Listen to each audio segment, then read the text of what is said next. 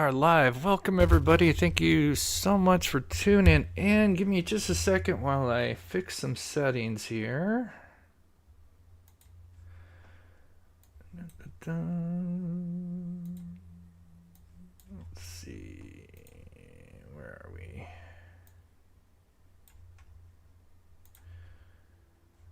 Edit. Customization. We'll go 720. Okay, we'll slow it down at 20. Let me know, mods, how that speed is, and if we need to bump it up, we will do that.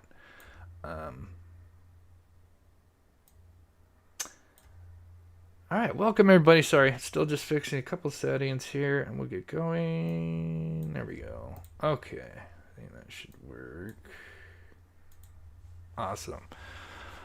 Okay, day 4, Richard Allen's trial. A lot going on. They showed the bridge guy video. So we'll go over that. They talked about what they recovered at the crime scene, clothing, DNA swabs, test kits. And I just saw this before I went live. Let me pull this up if it will. I'll let you guys read that. I am ready to officially confess. Letter allegedly signed by Richard Allen is one of the exhibits in the Delphi murders trial. So when I first saw that, because I literally just got it like 10 minutes ago, when I first saw that, I was wondering if that was like he was doing that like in real time. But this appears to be the letter that he, one that we had heard before that was, he apparently was written to the warden when he was at the Westville Correctional Facility, which is one of hundreds of exhibits in the case. So that's interesting that they reported on that, even though that's further ahead. And we have this document here we'll have to read, which is interesting. This is with the confessions, 60 plus confessions. And yeah, let me just catch up on chat here. Again, thank you to all my mods, Jennifer, Mitzi, Sensei coming in, Jocelyn, thank you guys so much. I know going live, usually go live only a few times a week, but right now, we're going live Monday through Saturday, covering this trial. Rivi, so glad you're having a live. I just heard about the video and my mind is blown. Yeah, we'll talk about the video, how it's broken down. I think my theory, for those that have heard my theory about the Bridge Guy video, maybe, possibly, hopefully they'll explain it. I'm sure they will. But my theory on the Bridge Guy video is that it was taken and it was uploaded to the cloud and it got compressed. And what happens, and then when they went to extract it, it was still in its compressed form. So what happens is you'll lose video quality as well as audio. And it can also cause the audio to be desynced with the video. It was something that was more of a common problem back when, because obviously it's 2017, Libby had the iPhone 5S, and there were certain settings if you didn't select it, because you were supposed to select a certain setting inside the iPhone, and if you didn't, it wouldn't uncompress the video. If you did check mark it, then when you went to go retrieve your video from the iCloud, so at that time that phone could only record up to 720p. But if the video got compressed down to, a basic form, a much smaller file, and then it wasn't extracted back to its original form, you would get what we probably see here.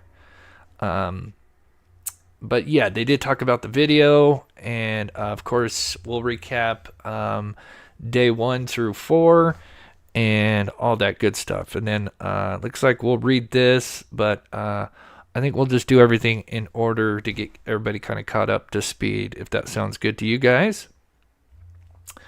Very British. Welcome. Conflicted on guilt versus not guilt. Defense sounds weak. Yeah, Odinism. They can't even bring that in. They can talk about it, but they can't do it with the jury. Um, and now they're going with the theory that the girls were abducted and then brought back at like 4 o'clock in the morning at the same place that people are now searching for the girls. And then there's even more issues, which we're going to talk about this. That really, it's just kind of carving out a hollow thing in their defense. So, yeah, lots to go over today, man. Let's see here. Let me pull up the video here. All right, guys. So as people kind of filter in, I'm just gonna play a 2-minute recap. This I'm sure 90% of you guys know this case, but I'll just play just a quick little 2-minute recap, just telling the basic story of Abby and Libby, and then we will just kind of go through day 1 through 3. We'll just kind of quickly go through that. Obviously, we'll kind of recap yesterday because there was a lot to, since there's no transcripts, we can only go off, a bunch of different reporters, and not everybody can, are going to have the same exact notes. So we'll definitely recap day 3 because there was some very interesting things. This is supposed to be a teenage hangout with a historic trail and a really high old abandoned bridge. The two girls, who were best friends, just had a sleepover the night before and were excited when Libby's sister, Kelsey German, said she would drop them off as long as the two girls found a ride home, which they did. Although it was February, the temperature was nice for that day, and even though it was a Monday, they had school off that day. The two girls, Abby and Libby, would be dropped off just before 2 p.m., where they planned on only staying for a couple of hours. The two teens, Abby and Libby, would begin walking the 501 trail to the Monon High Bridge. As the two would approach the bridge, Libby, who had her iPhone, would take 2 pictures, one as they passed the first platform. So another thing, we heard that there was more pictures that are supposedly taken from Libby, I believe of Abby, and there's the one photo, the infamous photo that we'll see here in just a second, but apparently she took a few more that apparently show the guy behind her, I guess, walking towards them. So that's interesting. We've never heard that before. And another which shows Abby looking down as she is crossing the scary, tall, gap-filled railroad tie. The girls didn't know it yet, but they were not alone.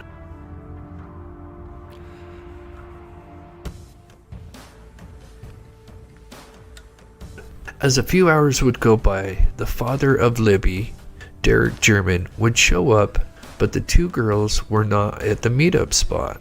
Thinking that the two teens just lost track of time, he would end up calling Libby's phone. The phone was ringing, but no one was answering. He would begin searching for the two teens, but when running into other people, no one had seen them. Eventually, the authorities would be called out, and this would lead to a search party looking for the two girls. But sadly, there was no sign of them on that first night of the 13th. With the search being called off late that night for safety reasons, it would be resumed early that next day. They brought in helicopters, divers, and many other resources to scour the area. But just around noon that day, they would soon discover a grisly scene. Authorities would discover the two girls across the river, and both had sadly been murdered. Investigators solemnly identified the two bodies found in Carroll County as 13-year-olds Libby German and Abby Williams. We would soon get multiple press conferences, including one of the most memorable statements by Superintendent Doug Carter. Okay, so just a 2-minute recap, and that'll allow people to come in. We've got a lot to go over. Let's see, let me go to my 52 mark here. It's 52.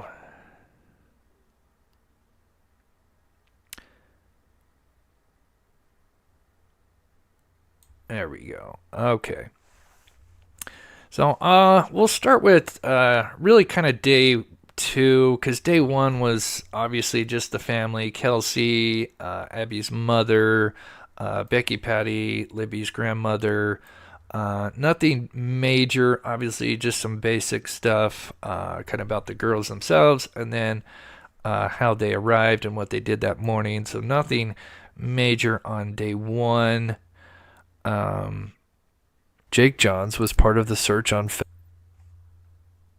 I think, let's see, was this on day one or day two? Then we have day two, which then we get some interesting stuff because we have the searchers who found the bodies.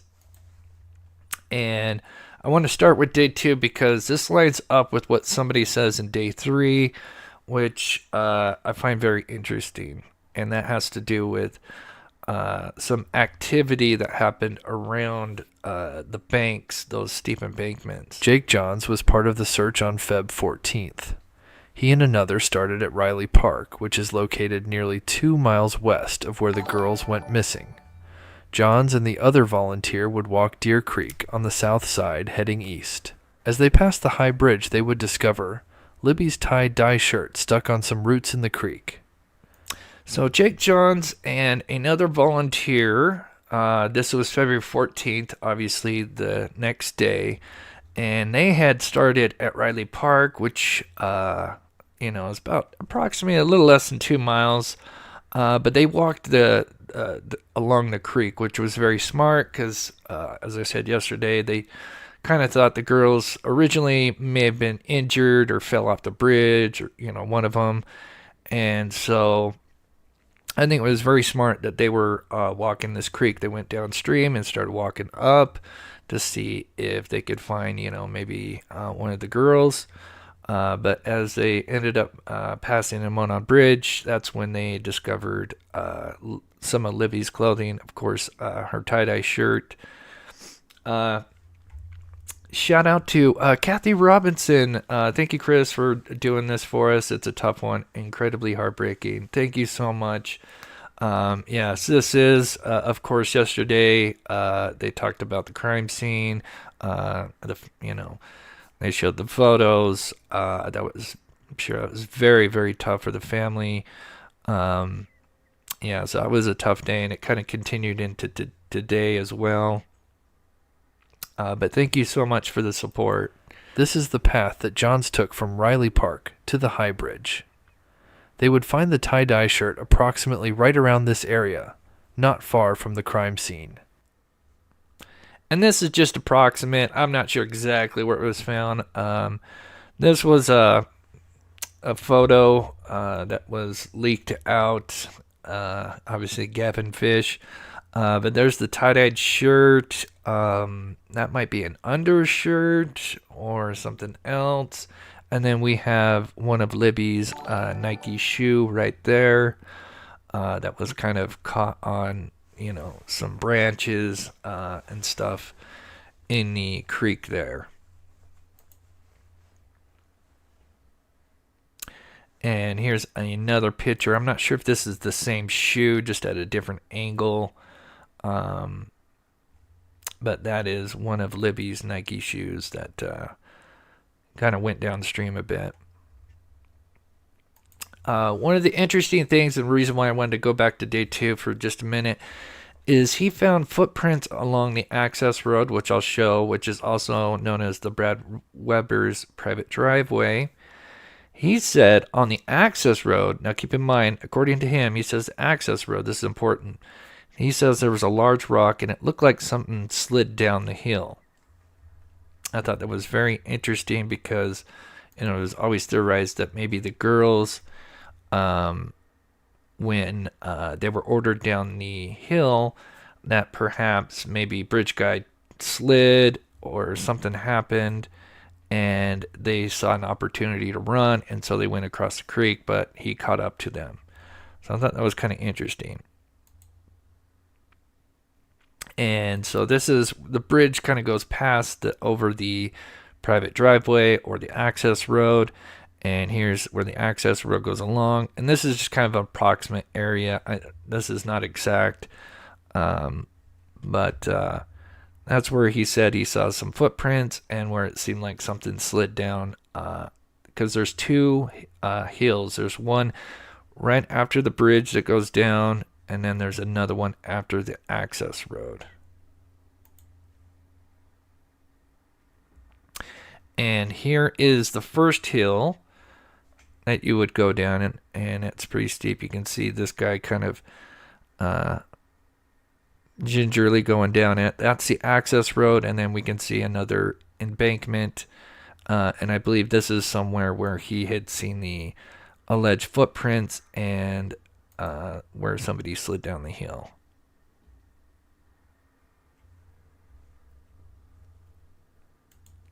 Yes, Pam Jam. We'll talk about that. That was talked about today.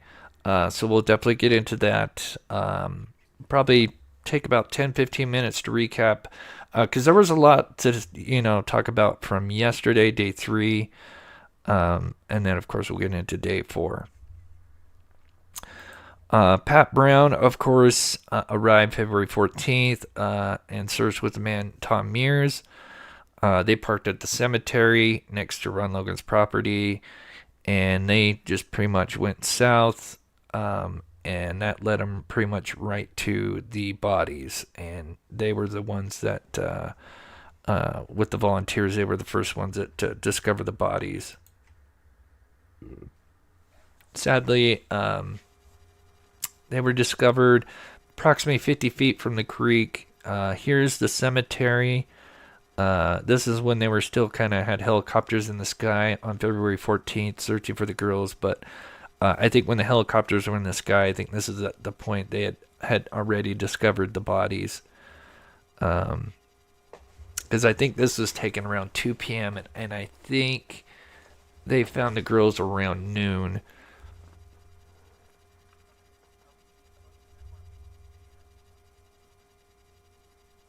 Sorry, I got an itch on my foot. It's driving me nuts.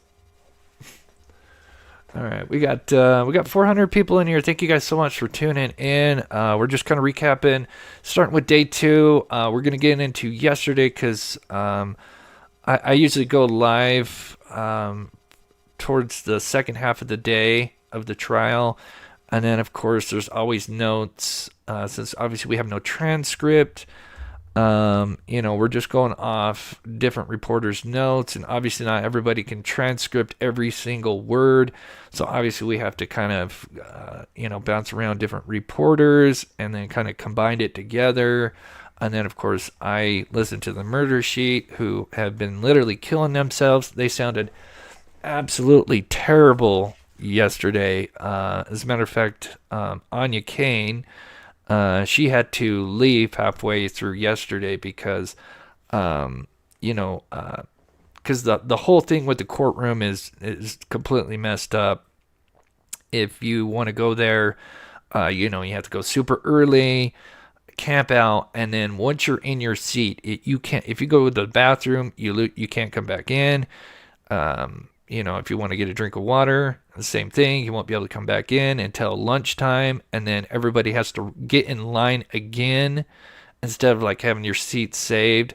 So it's a ridiculous setup, and then you have to basically decide whether to have lunch or just get right back in line, because if you go and eat lunch, there's already a huge line, and there's only like 20 some odd seats. So they've completely got it.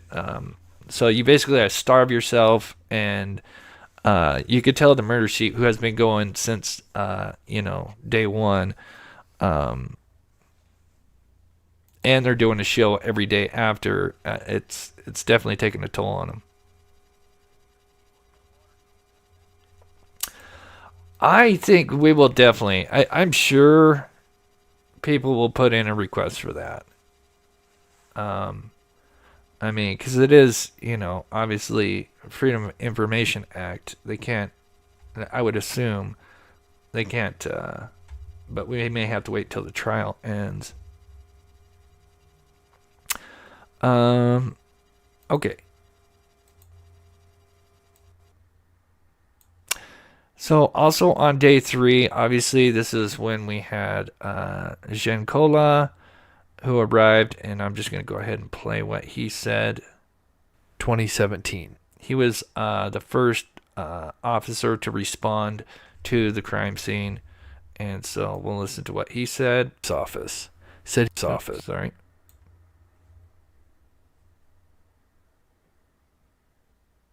So that's Giancola there.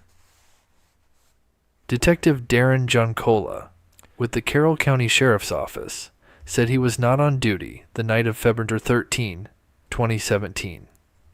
However, he said he came into work after hearing about the missing girls on social media. Yeah. Giancola said he went to search for the girls between the creek and a private drive. Giancola said he could see the area at the end of the Monon High Bridge down the bank where leaves were disturbed and could see a swath of bare ground exposed. So this is very interesting. So remember, Jake Johns said that on the access road, he had seen what it seemed like somebody slid down, or something slid down one of the banks. Because remember, there's 2 hills there. One right after the bridge and then one after the access road. What's interesting about his statement, now this statement comes from February 13th, I believe. When they still hadn't found the bodies, and he had noticed near the bridge, according to him, near the bridge, so the first hill, he said he noticed some kind of disturbance, and also, I don't think it was in the reporter's notes. I think they mentioned the swath of area disturbed, but in the murder sheet, they said that he also mentioned that he saw something, what appeared to be something that slid down one of these hills, or, disturbance. So it could have been those, bridge guy and the girls going down both those embankments, and possibly sliding down. So that's kind of interesting. They may have tried to run immediately.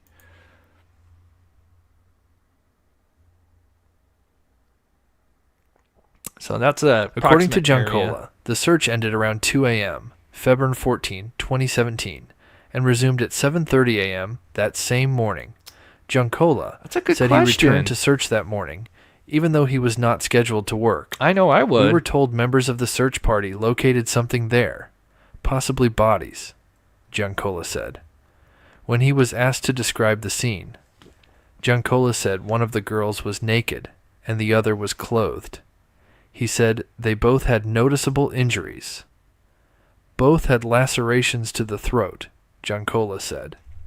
Both had a substantial amount of blood on their person and underneath. So I'm just going to say, I know we've already started mentioning some graphic stuff. Obviously, we're going to be try to be respectful, but obviously trigger warning, because day 3 they did talk about the crime scene and the bodies, and even into part of today on day 4. Giancola said it was obvious they were both dead. Indiana State Police was called to the scene after the bodies were found. Crime scene tape was put up, and Giancola said he stayed at the scene all night until the next morning to help secure the crime scene. Giancola said he didn't notice the bodies while he was walking to the creek, despite being approximately 30-40 yards away from them. So, yeah, apparently, so they say, even though it's kind of like an open valley, almost where the girls were at, there was almost kind of like, it wasn't quite level. It was almost like they were kind of in this perfect dent. And you can almost kind of see it where there's almost, like a little valley, I guess you could call it. And they use that word, and I think even Giancola said that there's like a little valley. But yeah, he had known about the bodies. He was the first one to respond, and he goes walking down, and he walked right past the bodies. So that just shows you that, because the defense is going to argue, well, how come the bodies were never found on the first day, and that's because, even though, the trees have no leaves on them, it's a very heavily wooded area. Obviously, we can see in the crime scene tape, and they were kind of over in this area, And of course they had sticks on them, which I believe, and many, of course, prosecution believe it was the sticks were laid on top of them to kind of conceal their bodies. During cross-examination, defense attorney Andrew Baldwin, Giancola was asked if there was blood on both girls' bodies, to which Giancola responded, "Hey, Lisa." yes. Baldwin also asked Giancola who the cell phone carrier for the Carroll County Sheriff's Office was, which he responded with ATT. During ATT. redirect, prosecuting attorney Nick McClelland asked about the terrain where the girls' bodies were found. Giancola said the bodies were found in a slight valley in terrain. Giancola was asked by the defense if the clothing on Abby appeared to be wet. He said yes. This is huge because this was something that I don't know if the reporters had in there, but they talked about this more in the Murder Sheet podcast from last night. So, yeah, they did say that the pants that, because obviously Libby was naked, Abby had Libby's pants on her, and they could tell that up to the knees were damp. So clearly they had been in the water. So this then really is another argument to the defense's theory that the girls were brought back because why would they cross the creek? That would make no sense. You would think they'd park at the cemetery and bring them down and drop the bodies off. I mean, why are they going to go to this access road and then, haul them across the creek? I mean, it sounds just ridiculous. It appeared as if the jeans Abby were wearing were damp.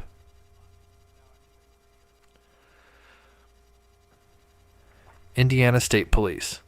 Sergeant Jason Page has been with ISP for 24 years. No. He has been a crime scene investigator for 16 years. Page said he has processed 950 to 1,000 crime scenes, including 100 homicide scenes. So this is Jason Page, crime scene investigator. Obviously, he took a lot of the photos of the crime scene. He talks about how he, some of this that wasn't in the, blogs, he started way back, take pictures, and then got closer, closer, and closer, and closer. That's just kind of the technique that they do. Page said he arrived at the crime scene around 1:30 p.m., February 14, 2017, and met with 2 other crime scene investigators. Page referred to a 30-square-foot area where most of the physical evidence was located as Ground Zero. A diagram prepared by Page showed the location where Libby and Abby's bodies were found. Prosecuting attorney Jim Luttrell asked Page to show jurors topography and landmarks on a digital map displayed on a large video screen. In the diagram, Libby's naked body was located next to a tree and large limb, and sticks were found between the girls' bodies. Photos taken by Page show crime scene tape, trees with the girls' bodies barely visible in the distance. Yeah, we'll look at the list, badass. They today for day 4, they so basically everything that they collected at the crime scene, we've got a list of. So we will go through all that. But I believe so. I think the only thing that was missing was some underwear and some socks, I believe. I think a pair of underwear, at the very least, is one of the things that wasn't found as far as the clothing between both girls. And the topography showing the girls' bodies. Page explained to the jury what they were seeing in each photo. One of the photos showed the girls' bodies, with black marks covering Libby's naked body. Page took more photos from a ladder with the creek in the background, showing the girls' bodies from a higher view. Page said, the day after the girls' bodies were found, the area was saturated still, with a large quantity of blood on the ground. Another photo showed blood-stain patterns on a tree on the other side of Abby's body. Siegel noted that Page was very calm and methodical in describing the crime scene photos he had taken. Page said chemical were used to search for blood on trees. However, the chemical did not show more blood than what was visible to investigators with their eyes. So of course they used, I'm sure a lot of people that follow true crime would Crime know scene that's luminol that they try to use to, brighten or show any kind of blood or liquids, and of course what they call the F tree, which is located by Abby's body. Libby was by one tree, and then the F tree was closer to Abby, to the left of her, if you were kind of looking at them, from their feet. And of course, this is where sadly Libby was attacked, because all the blood around this tree and on it was from Libby.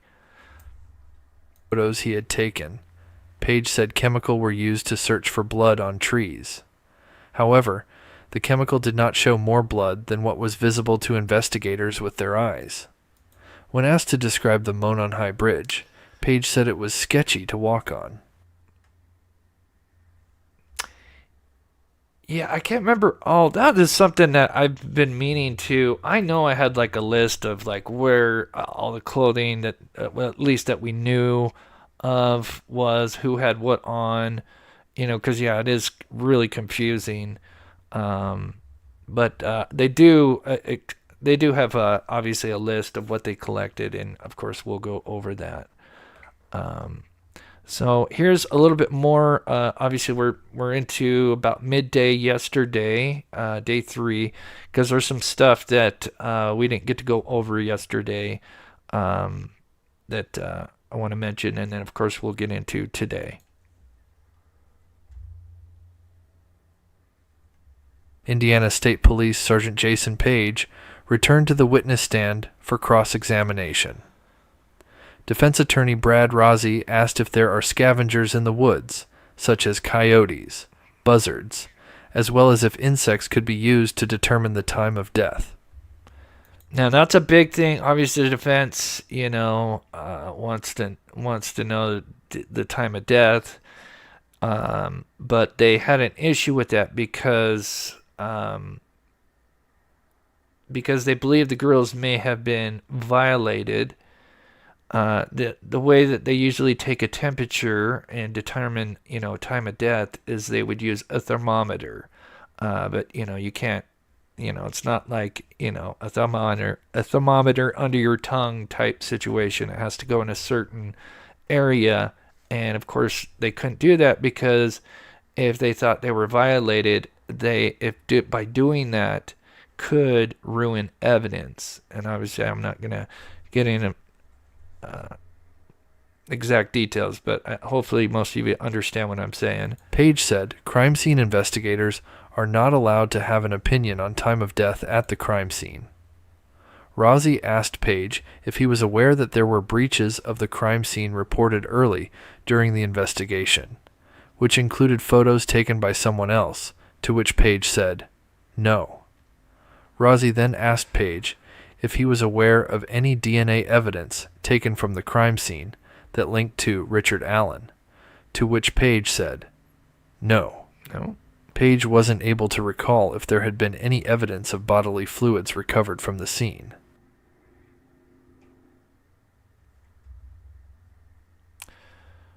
Rozzi asked if it was safe to assume sticks found on the girls' bodies was a human act, not nature, which Page said that would be reasonable.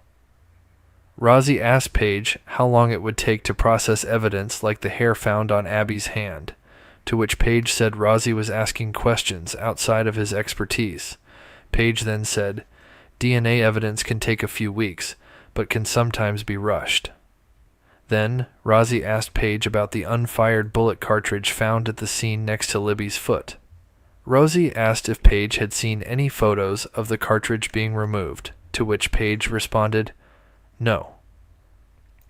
So I think this was even maybe on court TV that they mentioned that the bullet was found like days later or weeks later, which was completely wrong. They found the bullet almost right away. It was next to Libby's foot. It was between the girls, but it was next to Libby's right foot, I believe. But the defense clearly, for some reason, thinks that when you're collecting evidence that you've got to film everything. But that, of course, is not the case. That is not normal procedure. Normal procedure is you collect evidence, and of course, you put it in a bag. Depending on what kind of evidence it is, something, like a bullet, I think, goes in a paper bag. Other evidence may go in different containers, like a pill box. It just all depends on the type of evidence. But then, of course, it's sealed and it's signed, and then whoever has it, if it's passed on to another person, that's what they call chain of custody. And that's when, if it's handed to the next person, the person handing it to it signs it, and then that person that gets it signs it, and they keep a log of who handles the evidence. But I guess the defense kept harping on Paige about, well, why didn't you guys video, film it, or how come you didn't put it on a table and take pictures of it? And of course, the defense obviously, the bullet is an issue for them. Rosie asked if it would be significant if the cartridge was damaged, which Paige responded, could be. Rosie asked Paige if he was asked to investigate the area by the farmhouse near Mears Trailhead, or along 300 North, which Paige responded, no. In the redirect, prosecuting attorney Jim Luttrell asked Paige if he noticed any bug activity on February 14, 2017, which Paige responded, no. Luttrell asked Paige who was there in the Ground Zero area, with Paige saying 3 crime scene investigators, Indiana State Police, Sergeant Jim Cody, and the coroner to move the girls' bodies. Paige said Libby's body was moved first, and the cartridge had already been discovered by then. Luttrell asked Paige if putting the cartridge on a table to take a photo served an evidentiary purpose, which Paige responded, no.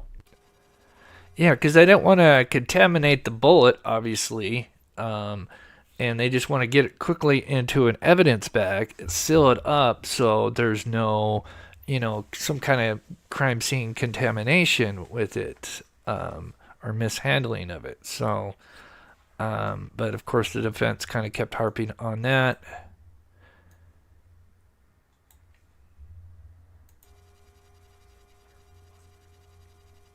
When examining Abby's jeans, it appeared she was up to her knees in water. I don't. I'm not sure about that. With the liver temp, maybe they tried that when they got after, but yeah. So yeah, we just talked about that. Defense made a fuss about the bullet, and of course the bullet was found fairly quickly. It was rumored that it was found days later. Then we remember the Frank's motion, this yellow rope. We also learned about what that was used for, why that was, because obviously there was, tons of crime scene photos. And in some of these photos was yellow rope. And then in the Frank's motion, they hinted that, well, maybe this rope was used to hang one of the girls upside down so they could drain out, going along with their Odinist theory. Well, for those that don't know, this yellow rope was actually used. We were theorizing before that maybe it was used by Ron Logan to hold, because they did have horses, and Weber's, they had horses, and maybe it was used to, tie the horses up.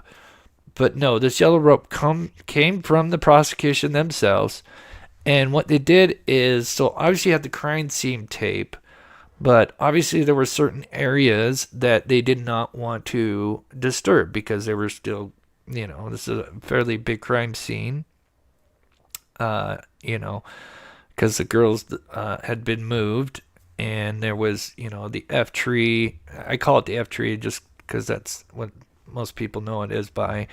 But the rope was used as basically like a border. Like if you're in a line for, a movie and you got, the ropes, whatever. That's what they used the yellow rope for, is to kind of keep the people that were coming in and out that was kind of like, the border, so they don't, step on stuff that they haven't processed yet. So this rope that's, seen through many crime scene photos, it was just used for the I said prosecution earlier, for obviously the crime scene investigators.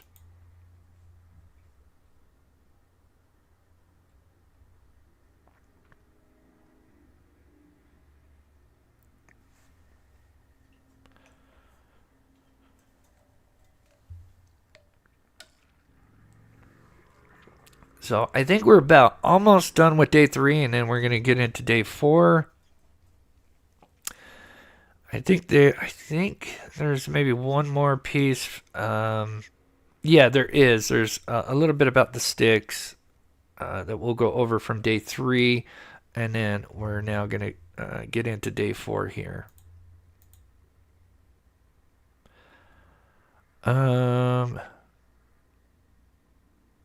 So at that time, 42 crime scene photos were entered. So that's a lot of photos. I'm assuming that these poor, especially the families, had to see. The clothes on Abby appear to be damp, which we talked about, which I think is also another, kind of issue for the defense's theory, because if Abby's pants, well, it was Libby's pants, but the ones that were on Abby, they said that the water, almost like the water level went up to her knees.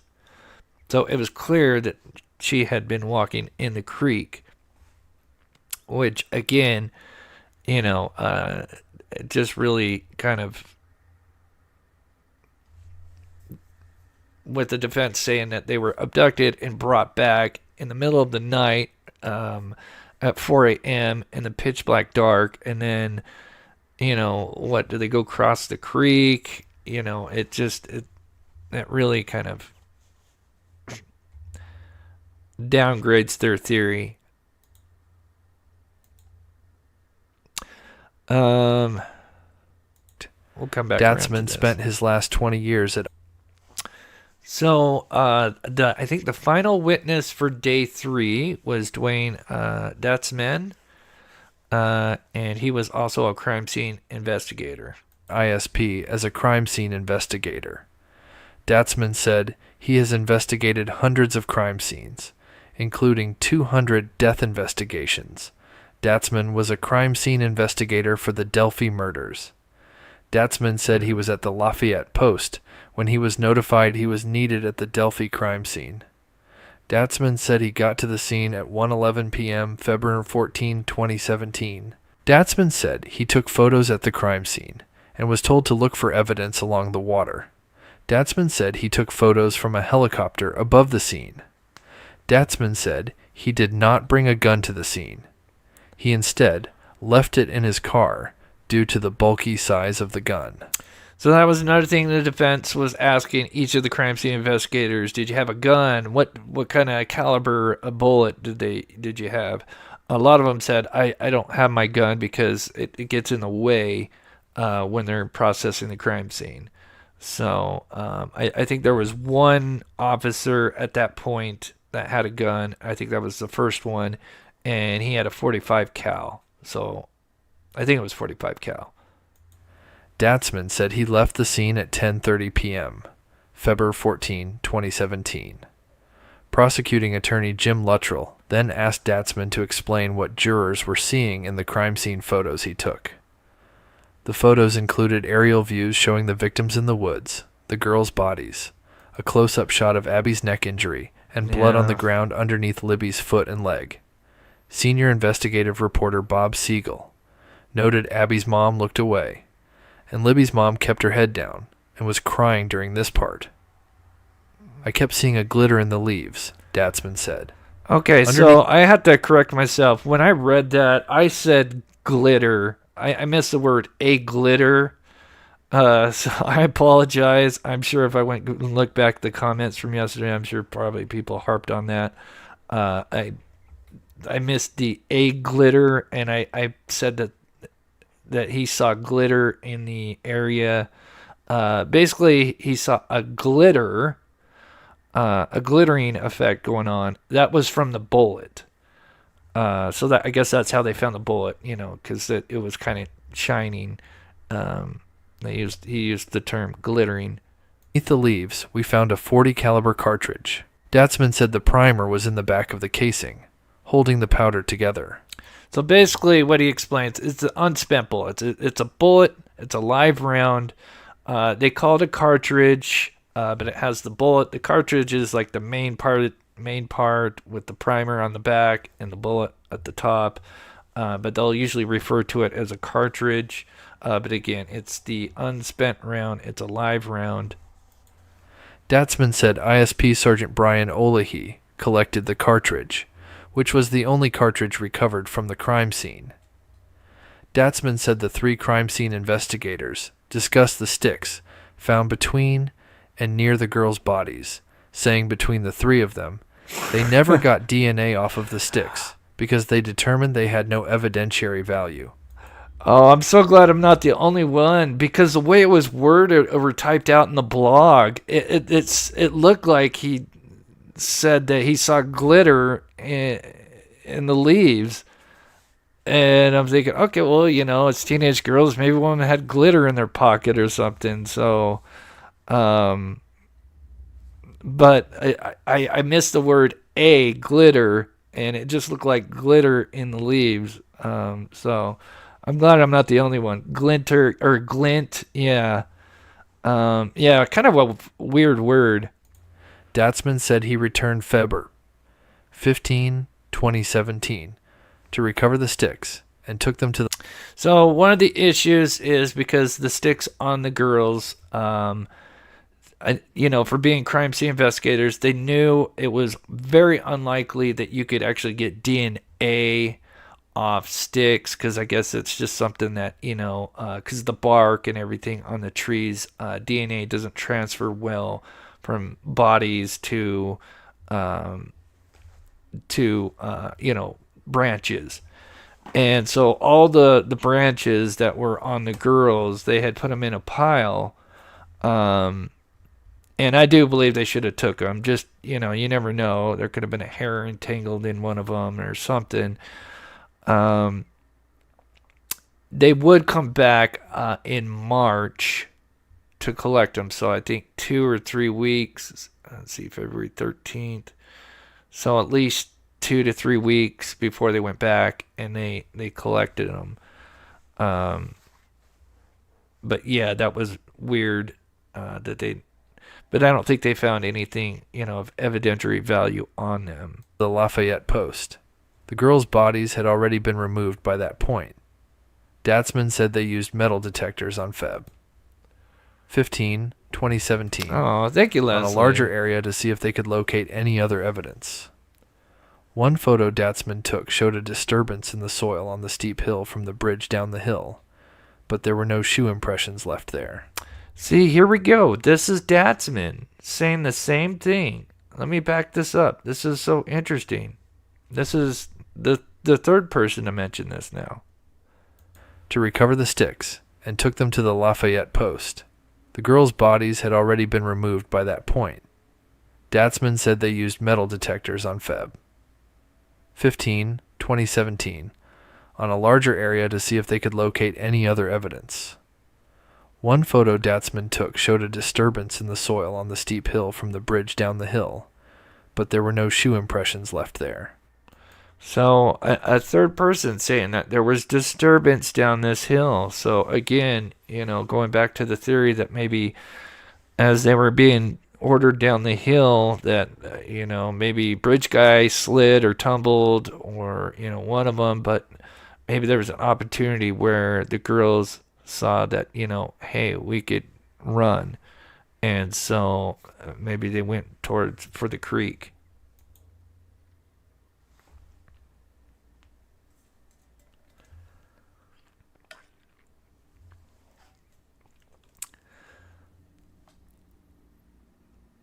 And then the final witness. I'm sorry. I thought he was the other guy was the final witness. One more from yesterday, and then we're gonna get into today, which is Brian O'Henley.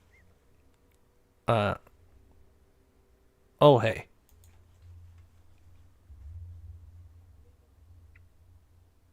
I knew this was going to be more than a simple crime scene when he got the call, Olahi testified.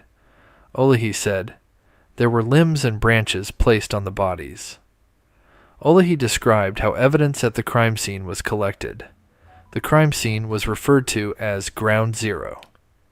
The jury was shown photos of items recovered in a creek, including blue jeans, a tie-dye shirt, a hooded sweatshirt, and a Nike athletic shoe. During Monday's testimony, detectives described a very bloody area around them. Officers explained they found sticks on and around the bodies, but one officer, Dwayne Datsman, testified that 3 officers decided those sticks had no evidentiary value and set them aside. Then Datsman explained that he was told to go back and get the sticks. Datsman took crime scene photos with him to identify the correct sticks. The defense has maintained, but is not allowed to bring up, Thank you that so the much, sticks Surge Tech. indicate the deaths were part of a ritualistic sacrifice. The defense also pushed back on how investigators collected a bullet cartridge from the scene. One prosecutors say matches a gun owned by Richard Allen. So, yeah, again, they went back to that bullet. They love harping on that bullet and how it was collected, and thought it should have been filmed and, had a bunch of witnesses. And, that's just not how evidence is collected, Now, I think times have changed, a lot of people have, I don't know if crime scene techs have body, worn cameras, but, yeah, it's just not the norm for to be collecting evidence, to be filming everything that you do. That was just, you would take pictures and maybe film certain things, especially if you're doing like a walkthrough through, like, say if there was a murder in a home, maybe you do a walkthrough like the John Bonet situation. But collecting each, because there's so much evidence to collect, that would be a nightmare to go through all that and organize that. Here's us filming us, putting the bullet in the bag, and and then here's the clothing we put in the bag. We got to organize all these videos to line up with the photos, and you'd have twice as much evidence to submit into the court if you really think about it. Like, it would be a logistic nightmare. So, thank you so much, Surge Tech, for the $5 super chat. God bless you. I appreciate that. Man, we almost got 1,000 people in here. Thank you guys so much. If you can, please hit that like button. It does help support this channel. And we are now getting to today's day 4. We like to kind of recap each day, because usually there's always something from the day before that may not have been reported until much later. And of course, again, it's not being, there's no transcripts, it's not being filmed. And so really we're relying off reporters, and obviously they can't just transcribe every single word, like a court reporter.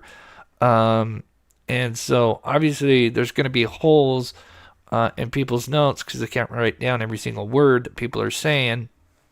And so we only get highlights from certain individuals, and so we have to kind of like put those all together. And I try to do that. So that's why I always recap the day before, because then after my live show for that day, then I go and check out different reports and then try to combine those for the next live. Okay, day 4. Lots to go over.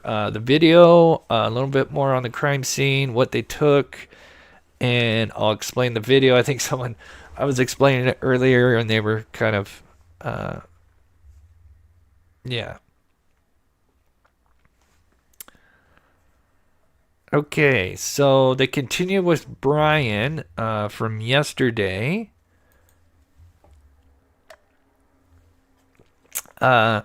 So prosecuting attorney Jim Luttrell handed Brian a brown bag and was asked to describe what was inside the bag.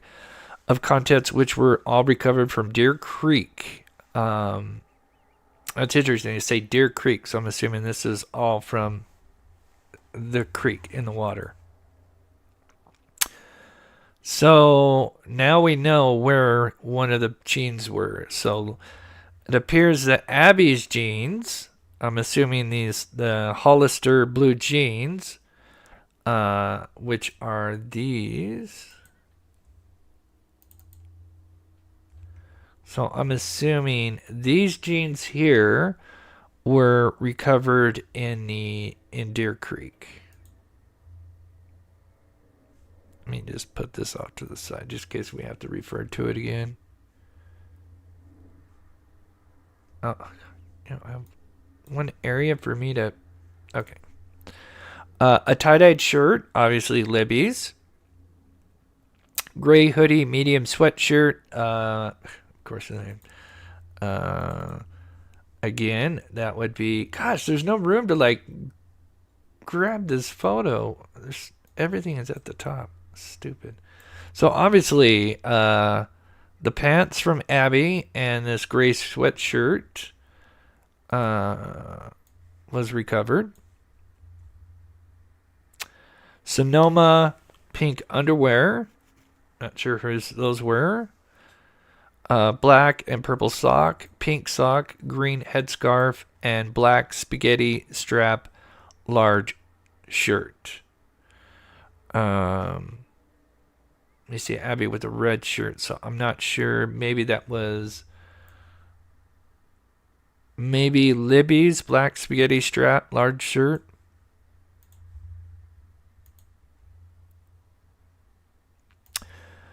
Oh. Sorry, guys. Pause this next one here.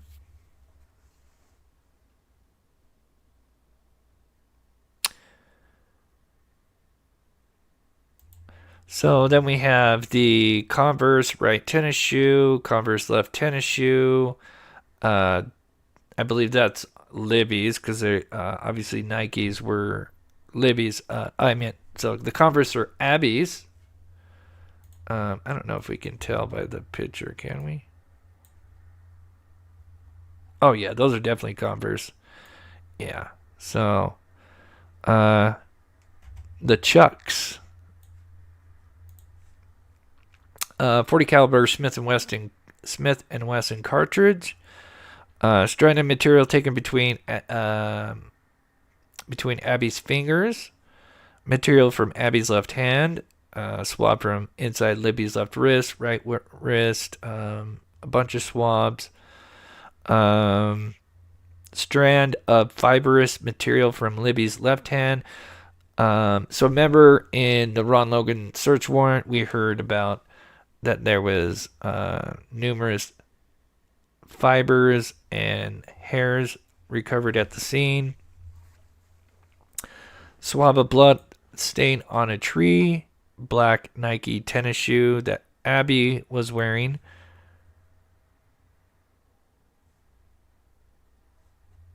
Okay. Thought that wasn't the Nike shoes Libby's? Either way. Swab area of blood found on the ground. Swab from the ground near Libby's feet. Below Libby's head.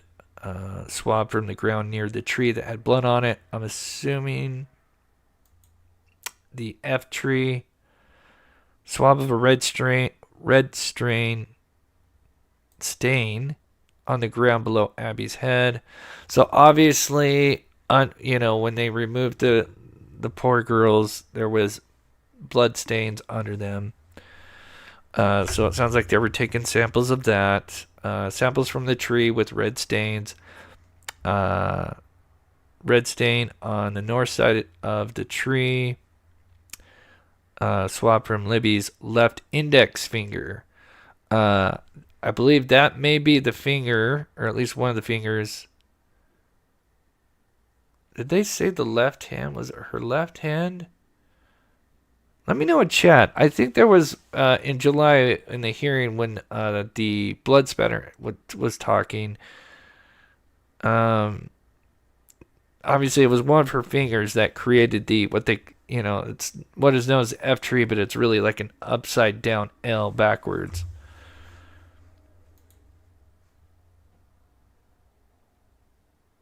Swab from her left pinky finger. Cell phone found at the scene, and swabs collected of the cell phone to see if there's any DNA.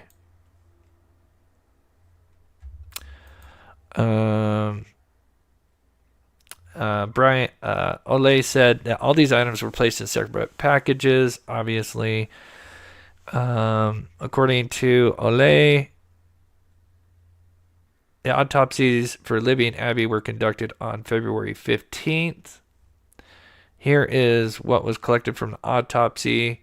I'm not going to read a lot of this. I'll just show it because it's very sensitive. But clearly they were testing for, SA, assault. They did certain test kits for each of the poor girls. This is interesting. Trace fiber from Abby's upper left arm. So another fiber found on one of the victims. Black sweatshirt, double XL, with Delphi swimming on it and German on the back. The sweatshirt had red stains on it. Blue jeans, extra large, with red stains and dirt on them. Those would have been Libby's jeans, obviously, that were on Abby.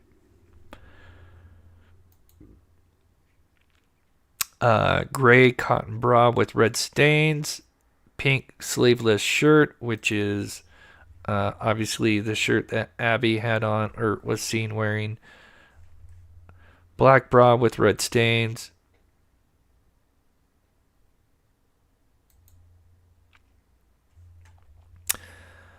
Then the Converse tennis shoes and the .40 caliber cartridge were passed among the jurors in the unsealed bag so they could see samples of how Indiana State Police investigators packaged and collected evidence. I'm sure that many of you have seen, how court works and how they pass the evidence. They have it in a little brown bag usually that's got, crime scene not crime scene, but, red sealed tape, which is signed by whoever has handled it last, which shows the chain of custody. During cross-examination, defense attorney Brad Rosie asked if any DNA evidence taken from the swab Libby's wrist linked to Richard Allen. He replied no. Rosie then asked Ole was aware of any evidence from the swabs taken from the trees or the ground that were linked to Allen, and he said no. Then reporter Bob Siegel said Rosie became frustrated, evident through his tone and volume, when Special Judge Francis Goel sustained multiple objections from the prosecution about relevance about Ole's awareness of whether DNA collected would link to Allen. Because maybe that's not his job is maybe to collect it, and then obviously you would have lab technicians who would be the ones to answer those questions.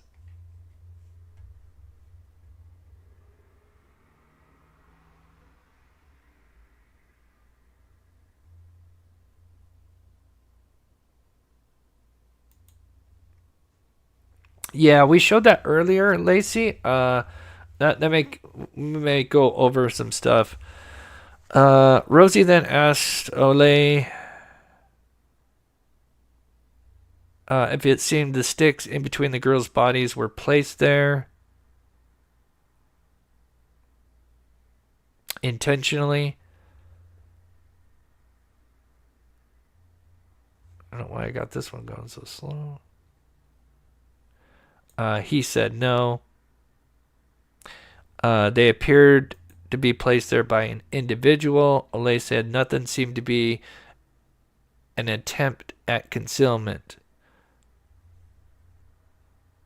And let me read that again just to make sure.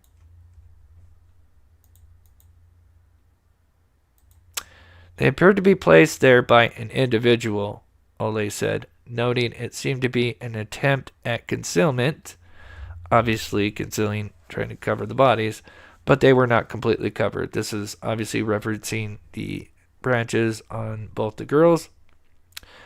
Ole said a logical assumption was that Abby's clothes were taken off of her and then put on Libby.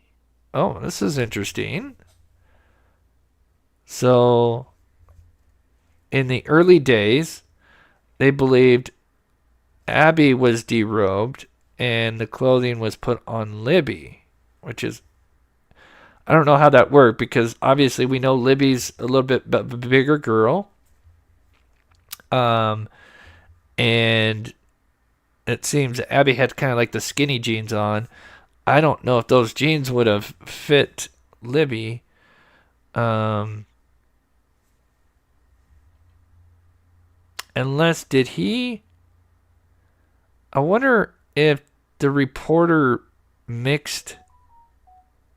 reversed the two girls' names.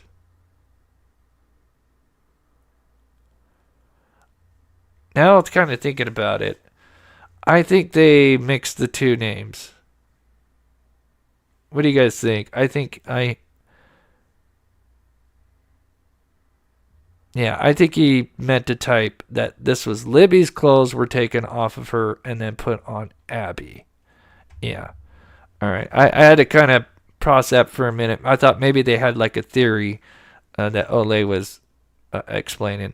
This is where, unfortunately, people make mistakes. I make mistakes. We've caught a lot of mistakes, such as girls down the hill. Obviously, it's guys down the hill. Yeah, so this is another issue where the reporter unfortunately typed the wrong names, reversed them. Rosie asked Ole if he was aware of a blood spatter expert. If he was aware a blood spatter expert wasn't hired to look at the tree evidence until this year. To which Ole responded yes, and said they did not have a blood spatter, he said yes, and said they did have a blood spatter expert available to them in 2017. Then they asked about, I can't give you a time of death, and I think the time of death is an inexact science. Rosie asked Ole if it was unusual to find an unspent round on a wooded lot. I wouldn't find it unusual to find a round anywhere in the state of Indiana. So I guess that's something that they could work with, the defense there, saying that, maybe people go shooting there and, there's rounds found.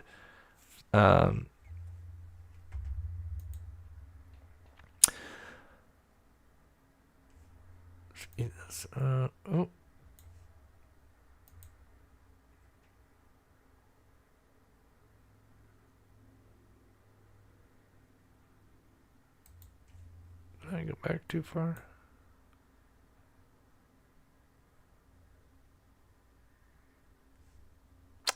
While showing a photo of Deer Creek, Ole said he didn't know how or where items from the girls were discarded and got into the creek.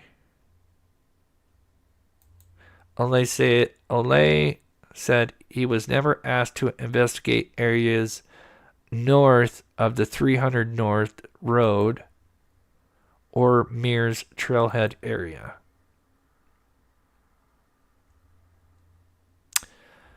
While showing a photo of Deer Creek, Ole said he didn't know how. We just read that. Golden sustained at the prosecution's objection when Rosie referred to the bullet cartridge as the magic bullet, with Gold saying it was an inappropriate reference. Hey, Jojo. Yeah, they have. I mean, I get it. I can't imagine. I'm sure they're tired too with how they're running things with how the reporters and everything. Um, but yeah, there has been a lot of some typos for sure, um, which can obviously you know create some controversy. Do you wish you had taken more pictures of that round? I mean, these guys are obsessed with this bullet. Rosie asked Olay of the cartridge. He said, not particularly, no. Olay said, holding a sock. Okay, this is weird. Olay said holding a sock with his bare hand to take a photo wasn't his preferred method of photographing the cartridge, but he said wasn't necessarily unprofessional.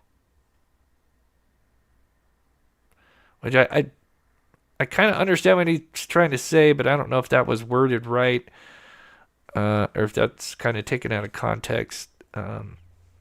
Again, just the defense, you know, arguing, just creating issues with how the bullet was recovered. Then it was back to the prosecution. During redirect, Olay said only one piece of ammunition was found and collected from the crime scene. Olay said the documentation of the scene and preservation of the evidence was the most important role for crime scene investigators.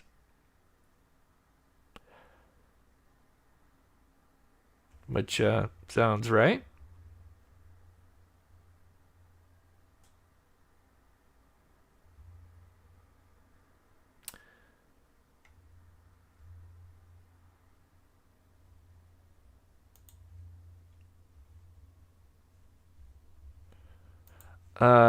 I know you like me. I've been following this case pretty much since day one. So, I think we know more than average people is probably most during this chat. So it's hard to hear the mistakes. Yeah. Okay, so here's a clip. I'm going to put this full screen so I can use the restroom real quick. And then the next part is they're going to be talking about the video. They saw the video, the infamous video. And we're going to break down the theory I kind of had of why it was in the shape it is and what they likely did to it and what they heard. We've got some quotes from the girls. So, yeah, kind of interesting. So I'm going to go full screen here. Play this clip. This is from today.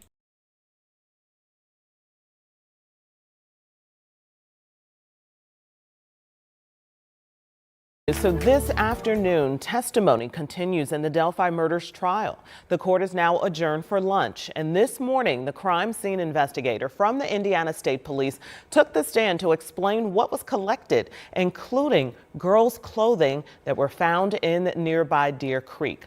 Now, the crime scene investigator says that Libby had on Abby's clothes when the bodies were discovered. The crime scene investigator also says that a logical assumption is that Abby's clothes were taken off of her and then put on Libby. Now, yesterday, investigators took the stand and testified in graphic detail about the crime scene. Our 13 News legal analyst says Richard Allen's defense is now trying to poke holes in the prosecution's case. Yesterday, the state called 4 law enforcement witnesses to the stand, showing and describing to jurors 117 crime scene photos from the day the girls were found murdered. And the descriptions are graphic. The pictures show the injuries to both girls' throats, blood on both of the girls, and officers explain how they found sticks on and around the bodies. Detectives described the ground around them, saying it was saturated in blood. Jurors also got to see a photo of the bullet cartridge that investigators found near Libby. Prosecutors say they tested that unspent bullet casing and it matches a gun owned by Richard Allen. Each one of those witnesses was then cross-examined by the defense, challenging the evidence presented by the prosecution and how it was handled. Another example would be the sticks that were found on one of the victims' bodies. They really highlighted that, one, that was a piece of evidence that was found, and two, that it wasn't originally collected. And they even got the witness to admit that they didn't collect it initially because they didn't think that it was pertinent, but someone eventually must have thought it was pertinent because they went back to get it later. That's our 13 News legal expert, Katie Jackson-Lindsay, and she says the defense also entered several pieces of evidence which shows they are trying to build a case and drive a point home to the jury. And Richard Allen's defense team has sarcastically referred to the state's magic bullet. That will become a central focus of the trial, and we'll certainly hear more about that in the coming days. And one other important note from yesterday involves recordings from Libby's cell phone. That likely includes this audio and video. Listen.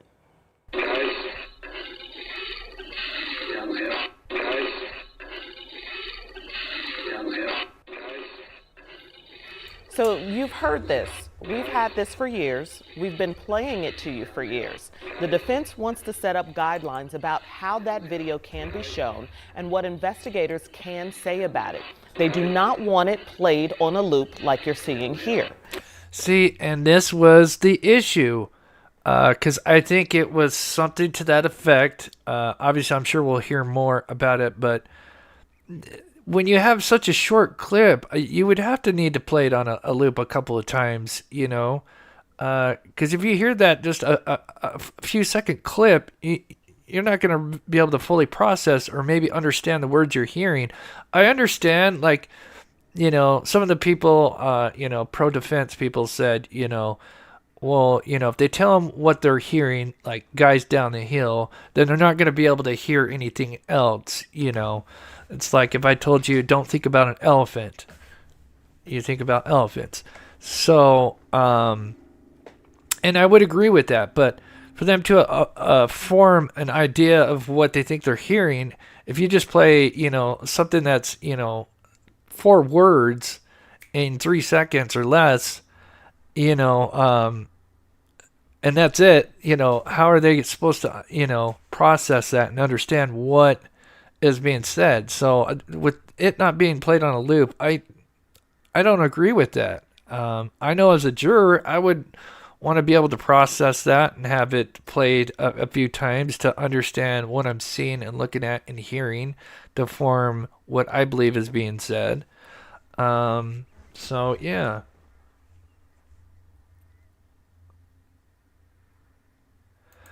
Mob, when you did the voice analysis around a year ago, didn't it match Richard Allen or no?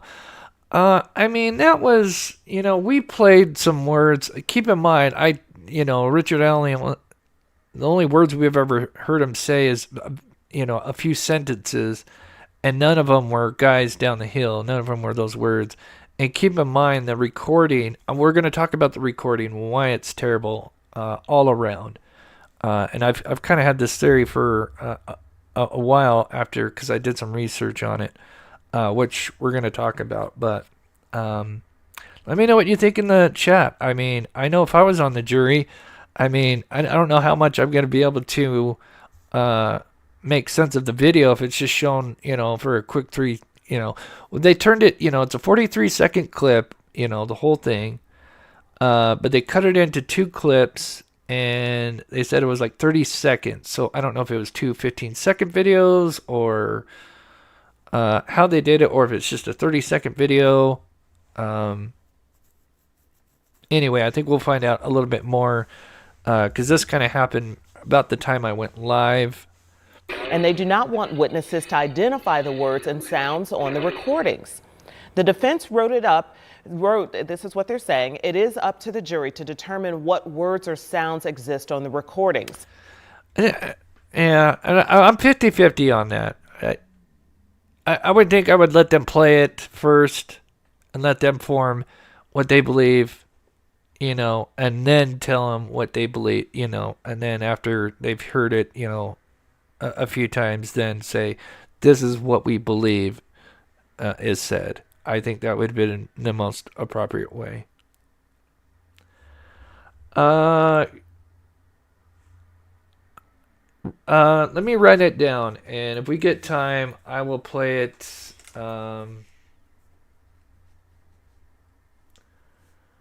Voice analysis. Yes, Peach Cobbler. I will do that. I will, once we get caught up with everything, I wrote it down, and we will definitely do that, Peach. Wow, we've got almost 1,100 people in here. If you can, please hit that like button.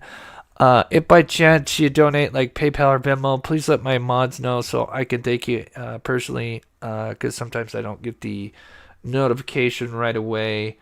But I do appreciate the support, and we'll definitely recap everything. Now, the last officer on the stand yesterday will be back today for cross-examination, and the judge has cautioned jurors that the rest of the week will be difficult. Our Bob Siegel is in the courtroom right now, and we're going to have the latest on today's testimony on. Okay. So let's see. So one of the things they also asked Olay, Rosie asked if he believed the sticks were meant to communicated. So I'm assuming, obviously, we know the oldness thing, so that's interesting. They changed the word to communicated. Olay said no. Olay said he believes they were there to conceal the bodies. Rosie points out that they did not conceal the bodies. Obviously not all the way. And as if they cut off part of the tree with the bloody F for evidence. Oh, that's interesting.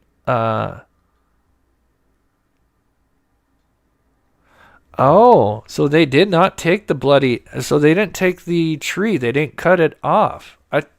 I thought they would have. Olay said no.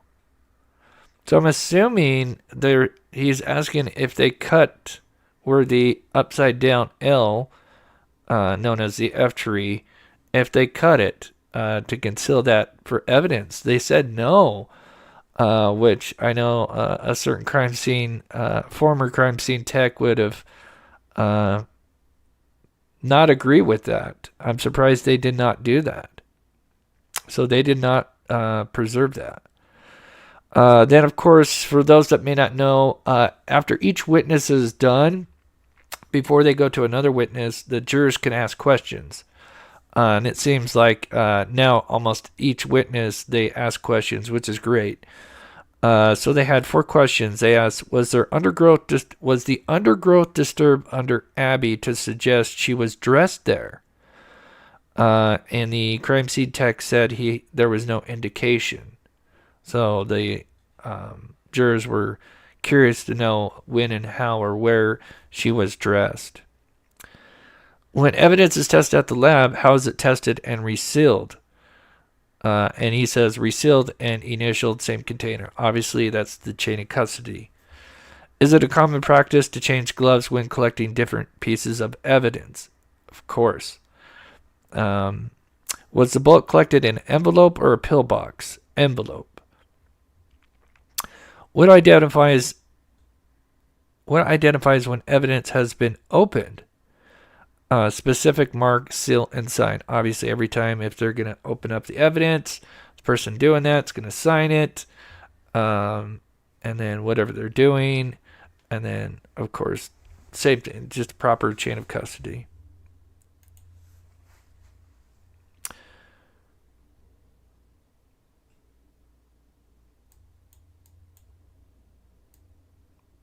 So then we learned that there was more photos, as I talked earlier, which is very interesting. Oh, sorry. So there are, I can't remember, I think we might see it here, but there were more photos before the video was taken of, Bridge Guy. And apparently in these photos, something like this, because remember there was some debate on whether you could see somebody in the background, because they're about, that's platform 1, 2, so about halfway or something like that. And we don't see bridge guy, but we know he's hauling butt once he gets on this bridge. It takes usually someone about 6 or 7 minutes, to cross this long bridge because obviously it's very dangerous. But there was some debate. Somebody thought this was somebody standing there, but there's actually this like fence thing that's a post, and that's what this is right here. And then there was somebody that thought they saw somebody in here, but that was not true. But they're saying there's other photos where bridge guy is coming, so that'd be interesting to see.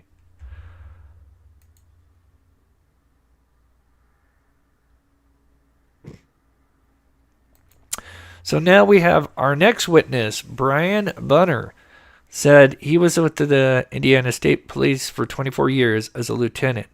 He oversees digital forensic programs, which used to be called Cybercrime Unit. He specializes in cell phones and computers. The attorney, prosecutor Nick McClellan, asked Bunner, who said he has examined hundreds, if not thousands, of phones. Bunner is testifying on the cell phone extraction of Libby's cell phone, which was found at the crime scene. Bunner looked at the exterior of the phone and data inside, took screenshots of images on the phone, used software to extract info and data, and noted the photos, text, videos, and activities from the apps on the phone. You can get an exact copy of everything on the phone, which that almost tells me this video was definitely in the cloud.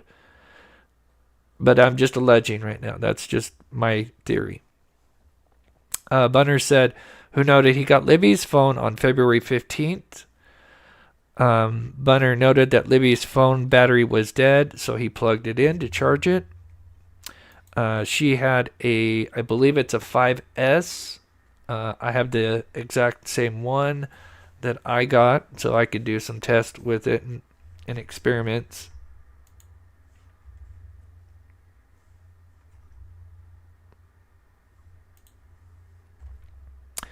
Here is a list of the photos Bunner took off Libby's phone.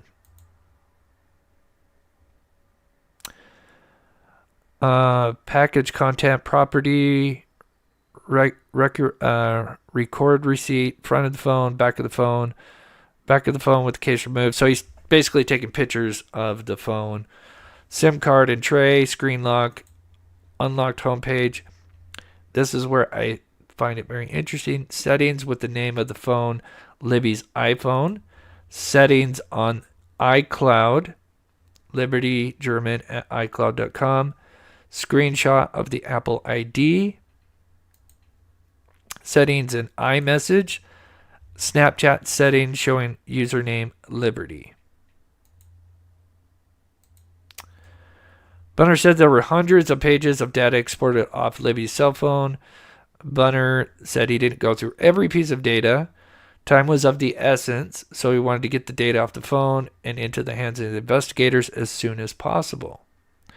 When looking through the camera roll, Bunner said it showed a video that was taken in the last day or two. So clearly not a Snapchat. I think they would have said Snapchat, so it's a video. That this was the last activity on the timeline, Bunner said, determining the video was taken February 13th. The video found on the phone was played for the jury. The video contained audio of sniffling, and a voice saying, "There's no path." Ugh, that's tough. And we'll talk about more stuff that was said in the video. The 30-second video was recorded at 2:13, February 13th. Now, it's supposed to be 43 seconds, but maybe they cut it down to 30. You could see the railroad ties of the Monon Bridge. Then Bunner explained 5 photos. This is very interesting. What I was just talking about. Bunner found 5 photos that were found on Libby's cell phone. in 4 of the photos, you can see a man behind Libby. Or excuse me, Abby, I'm sorry. So that's very interesting. So it would have been that same thing. It would have been 4 more photos of them probably going further along the bridge, getting closer to the end on the other side. And now she's snapping photos because obviously, I think Libby's crossed the bridge many times. And I can't remember if this was Libby or Abby's first time, but obviously she's, rooting her friend on. This is something that for the teenagers, kind of a bucket list type thing. And you apparently see a man slowly approaching in the 4 photos. It'd be interesting to see those. I know. I would love to examine those photos.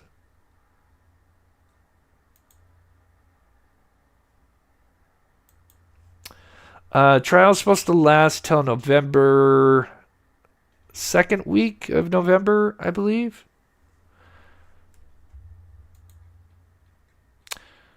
So obviously, I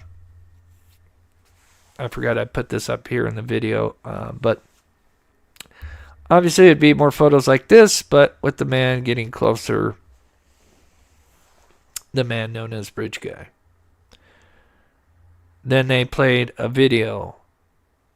Now, let me take a sip and explain what my theory is on what happened and why there's some issues. And then we'll but we'll read some of the other words that were allegedly said in the video.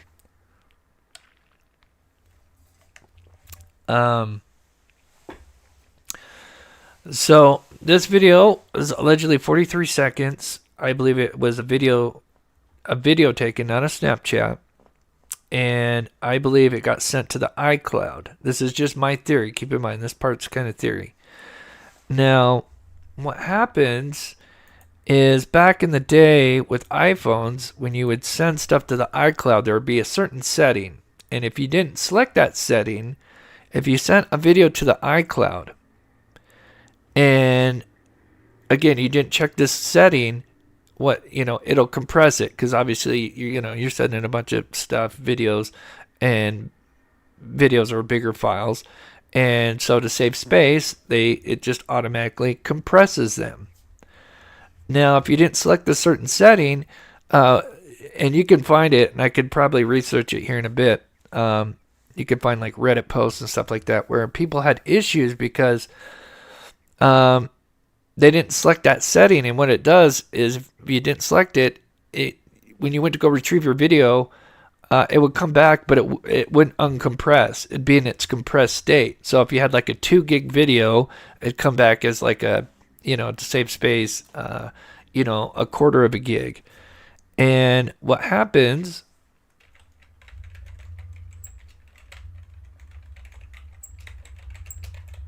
let me turn this down.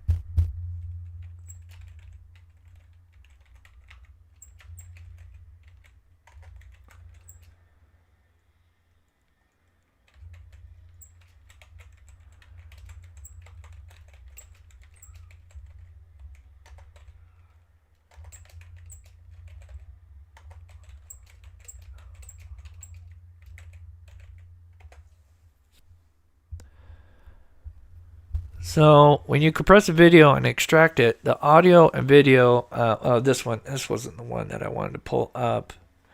But basically what can happen is if it's still in its compressed state, it can cause the audio and video to be distinct. And then of course, in a compressed video, you're going to have a video that looks like this. And one of the things the defense has complained about is that when they saw this video, they noticed that when they heard the man allegedly talking, that his lips weren't moving. And that can be because if it was compressed and never uncompressed, then you could get, obviously, audio video out of sync. And so I think that is what has happened here, in my opinion.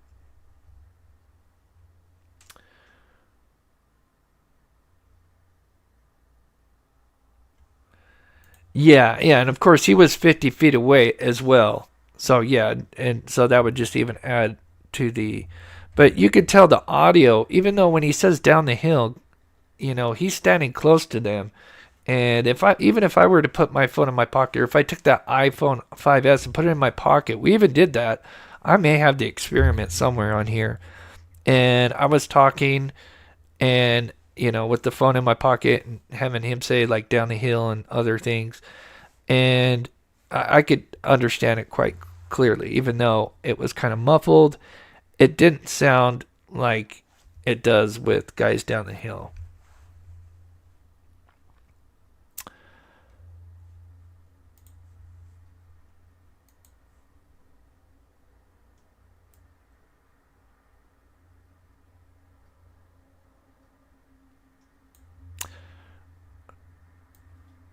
Okay. Bunner said he got the phone back on February 21st. I wanted the phone back so I could use every tool available in my tool belt. Bunner said, noting that he used several more softwares to get even more information off the data off the phone. However, Bunner said that this didn't turn up any new information. On a third check of the cell phone on September 5th that same year, still did not get new data. On the fourth check of the cell phone, October 12th, same year, said he reached out to the Department of Human Services in Washington, D.C. to do a Method 3 extraction, which we could look that up. Let me write that down.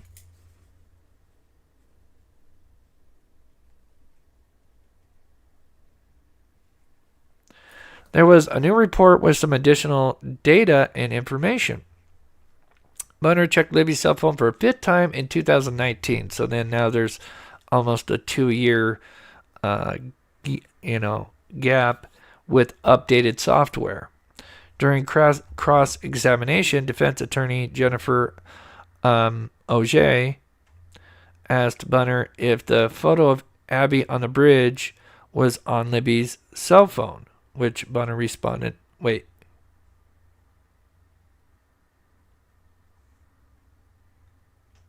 Oh, I get it. Okay. Defense attorney Jennifer Auger asked Bunner if the photo of Abby on the bridge was on Libby's cell phone, which Bunner responded, not that I recalled.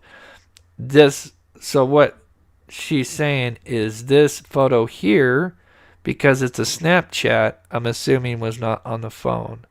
I've never used Snapchat, so I don't know how that all works.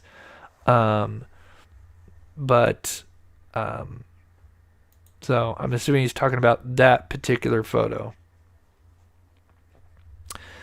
Cellular Bright, something we obviously heard and will hear in future cases. It's a program that's used to extract all sorts of data from cell phones. It's a pretty well-known program.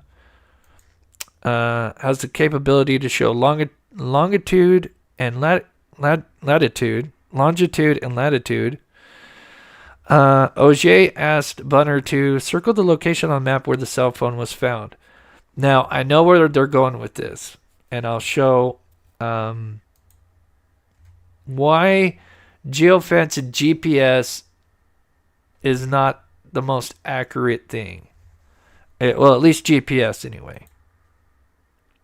Because these videos have what's called metadata in them, and they have GPS coordinates. But the tower, obviously, the towers there are not the best, cell towers, and even though you could be standing in one place and say, check my iPhone, where am I located at? If you're out in that area during that, year, 2017, you could bounce around because you couldn't triangulate your position. Auger then asked Bunner if that was true. Bunner said he did not look at the GPS data in 2017. Auger then asked Bunner if it was true that every time data is extracted from a phone, some data is lost. We know that now, but didn't know that in 2017. So this may be something that was, obviously as technology progresses, that's interesting to note. Bunner said, noting there is a possibility some data was lost, such as being overridden or had fallen off over time. Auger said that that's data you can never get back and data the jury will never know, with Bunner saying yes.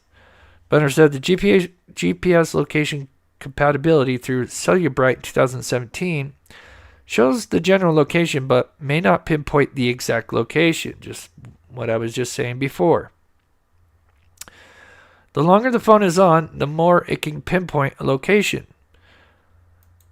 Auger asked Bunner if only the GPS coordinates he got were from the video extracted from the phone, which Bunner responded yes.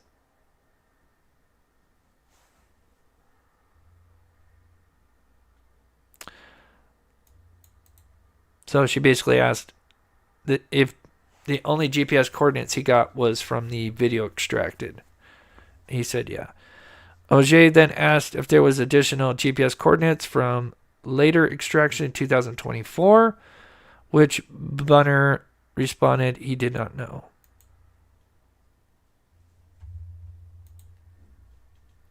Hey, Mama Styles, welcome. A lurker, I appreciate you spending the time with us. We've got a little bit more here. The jury asked what time the February 13th latitude and longitude coordinates were taken on the phone, which Bunner said at 2:13 p.m. Jury also asked what info is contained on Knowledge C database, which Bunner responded that Apple tracks a lot of data such as health data, GPS, frequency, location, number of steps walked, and elevation. Bunner said he did not know that database existed until 2018 or 2019. Bunner said he believed that Knowledge C database was produced by the Department of Human Services. So I'm assuming that's another program to extract certain data from the phone. Bunner said he was not aware of any deleted photos or videos on the phone through Snapchat as February 14th. Bunner also said he did not screenshot the home screen of the phone while it was locked to show the notifications since it was last used. Then the court adjourned today at 12:52 for lunch. Then I know I've got some stuff from what was said in the video. And then we'll get to chat here. I totally agree, AP. I agree. She is a hero. Okay, so let me take a sip here. These are some of the words. Now remember, the audio, the acoustics in the courtroom are, from what we understand, is pretty terrible.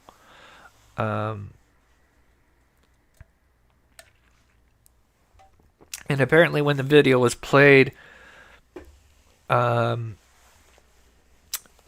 people had a hard time hearing things. So this is from one of the reporters. Hard to hear, but we believe after you hear guys down the hill, you hear one of the girls say, "There's no path here. We got to go down here." We're hoping to get some more clarity this afternoon. There's some dispute about whether or not you can see Bridge Guy in the video. So remember, there's a reason why we had the clip that repeats on a loop, because she probably filmed him for like, a second, and then was like, had the phone low to the ground, probably filming what they said looked like the railroad tie. So it's probably a video where you see Bridge Guy for like 1 second, and then, they're listening to what's being said in the video. And that's why I think they should have probably slowed down the video, looped it a couple times, and so they could get a better understanding.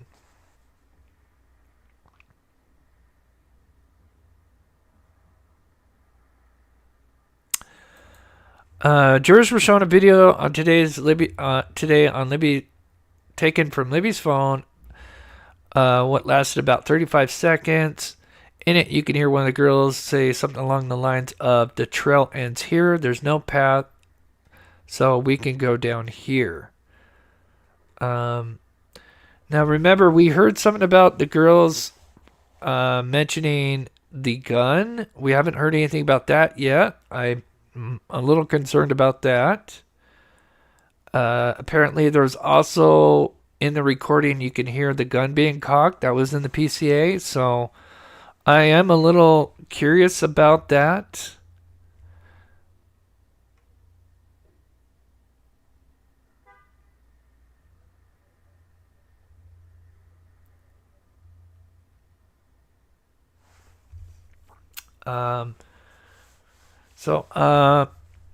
Let's see what updates there are, and then I'm going to get to chat here.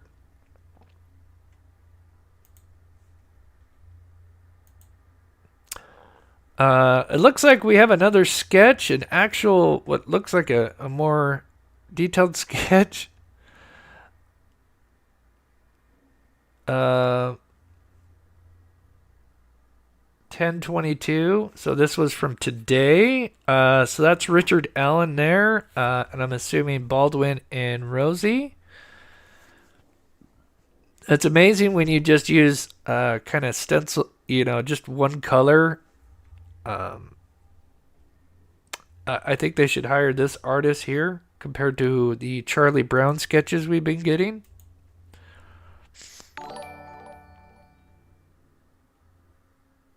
So if you missed it, this was pretty interesting. This is just before I went live. I am ready to officially confess. Letter allegedly signed by Richard Allen is one of the exhibits in the Delphi murder trial. So we know I do want to read this. So let's see what this is about. Is this something that's new? When was this signed, real quick? Oh, this is dated August 28th.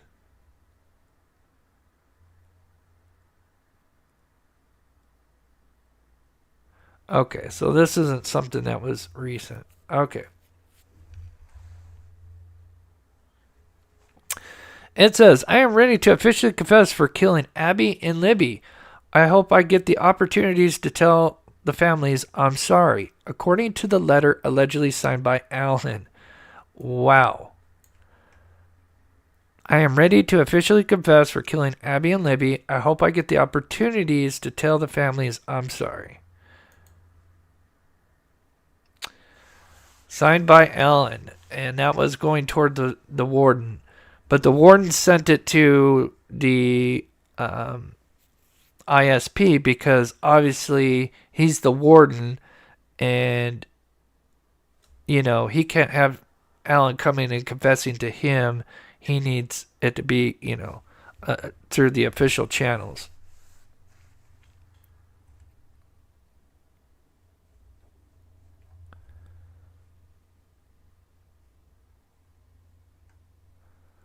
Of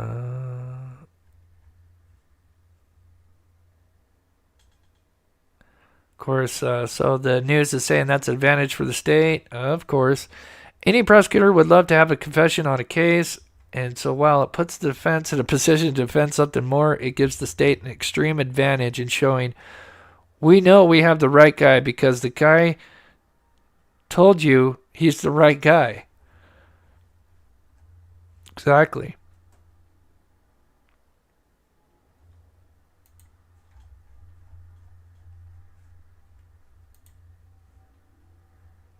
Where is day 3 at? Or day 4 at? Oh, here's day 4. Okay. All right, let's see what's going on. Oh, Riley Voorhees. Oh, they're getting into the girls now. Hey guys! Oh, hey guys. Okay. Wow. Oh, wow. Okay, we've got a lot that's happened since Bunner was on the stand, even though there's a lot to just break down from his stuff. Now we're going to have one of the 3 witnesses that run into Bridge Guy. Very interesting. Let me check chat first real quick here. Still got about 1,100 people in here. I'm sorry if I butcher this. Muller, thank you so much for the 449 super chat. I appreciate. Really helps this channel out. I spend almost, I wouldn't say all day, but since the trial has started, I've been, I do my lives, and then after I get the notes from everybody else, try to kind of combine notes and make sure, because there's always bits and pieces from different reporters, and so I try to combine those for the next day to recap on those, and then get into the stuff like this where we just kind of get tidbits throughout today's trial. But yes, thank you so much, Search Tech and Kathy. It really does help this channel out if you can with a donation and the support. God bless you guys. So they had a witness, Jerry Chapman, an Indiana State Police Assistant Administrator. Doesn't seem like he was on the stand very long. Said he retired 3 years ago as a forensic examiner. He said he was in Indiana State Police for more than 30 years. McLeland questioned Chapman, who said he takes media and makes it more for the trier of fact. Chapman explained this as turning a light on to make media better and brighter, as well as filters to make things sound better and filtering out background noise. Okay, so he's a guy that basically makes videos look better, or does audio enhancement, which I have a little bit of background in. The 43-second video found on Libby's cell phone was played for the second time, which showed Libby and Abby as well as the man in the background. So they played it again. In order to break the video down frame by frame, Chapman said he put the video through a filter to enhance them and tried to get the video of the man's face at the end of the video. Chapman said he was able to pull 3 frames from the video, which ultimately became 3 photos.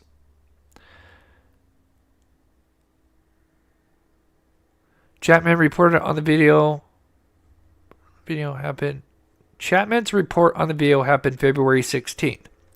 Chapman also enhanced the last portion of the video where the man could be heard saying "down the hill," which was played for the jury. During cross, defense Jennifer Auger asked Chapman if he had specialized skill in linguistics, hearing or listening, which Chapman responded no.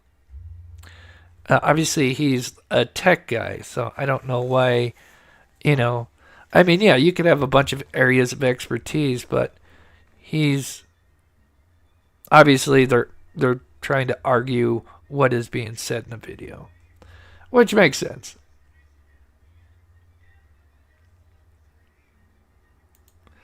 Danny, welcome. He confessed 60 plus times, 61, over 61, but they believe 61 confessions that relate to the crime itself.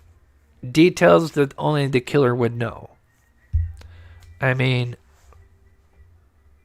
don't know how much more damning it can get from that.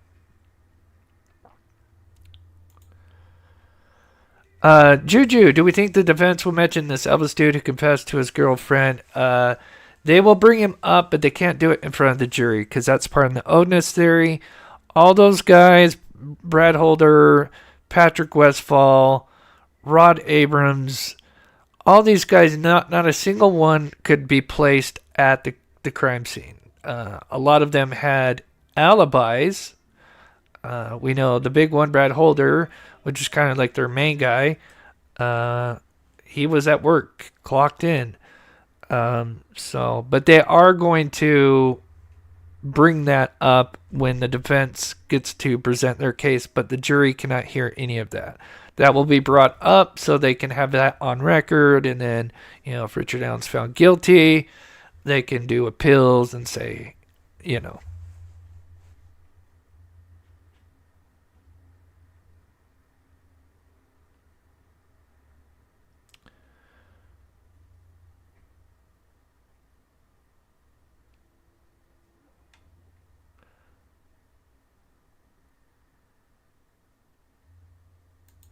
oh yeah. I mean, they started pretty early on. Remember, he allegedly found Jesus pretty early on when being incarcerated, and that's when he decided that he was going to start confessing and that he was really just going to throw in the towel because he didn't want to put his family through this. But it sounds like his defense and maybe the family as well kind of coached him to,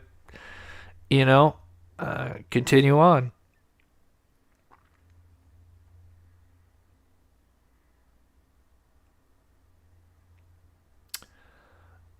Just looking through chat here, because I said I would.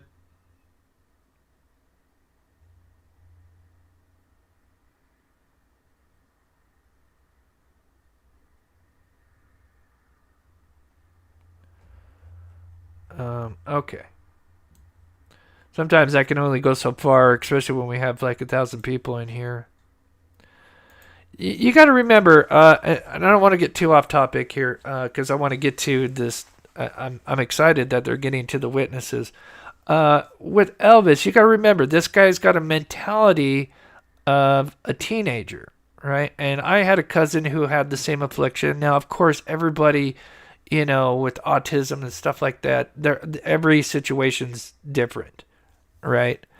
But I kind of have an idea because my cousin had the same kind of disability where he, even though he was 30 years old when I was younger, he acted like a teenager. You got to remember this was very early on when they looked into these guys, and they were doing a DNA swab, right? To, do DNA. So they did a cheek swab at Elvis Field. Well, then, of course, in his mind, he's thinking, well, if my spit's found on the girls, would I be able to explain that? Because, in his mind, that may not be able to process, we don't know, the exact situation, but obviously he may not be processing it like a normal person. And so he would have mouthed something, that may sound kind of suspicious. And then, of course, I know he allegedly said something to his sister, but again, they looked into these guys long before Richard Allen came along. And again, that none of them they could put at the scene of the crime. So, yeah. All right. I can't believe it. They're actually now on to Riley Voorhees. This is going to be huge. Yeah. I don't think it was a 5-year-old, but yeah, I think they used the term teenager.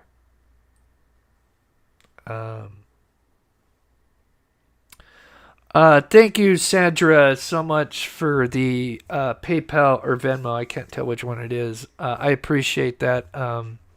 It really helps this channel out because we are so focused on these trial. Okay. So, 15th witness on day 4, Riley Voorhees. For those that don't know,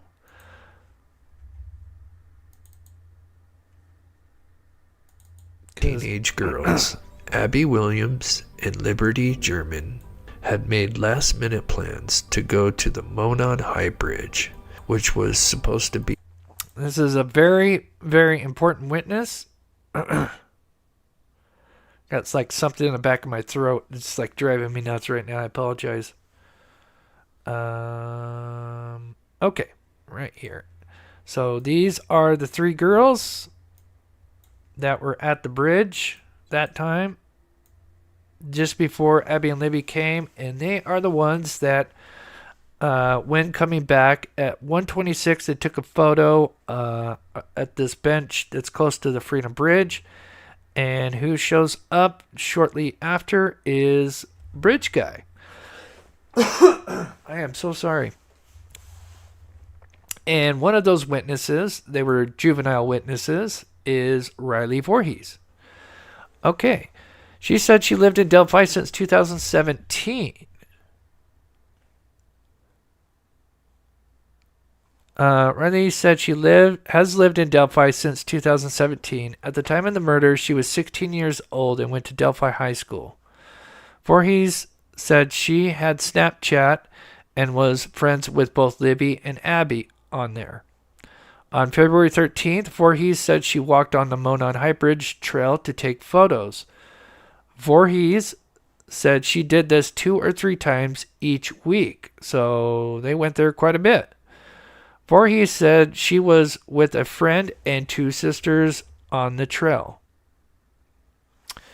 Voorhees said she left to go to the bridge at 11:30 and got there around noon. So keep that in mind. They got there at around noon. I got to write this down. Voorhees showed the jury the path she took to the bridge on the map, which was across from Freedom Bridge and across from the Monon Bridge. So they basically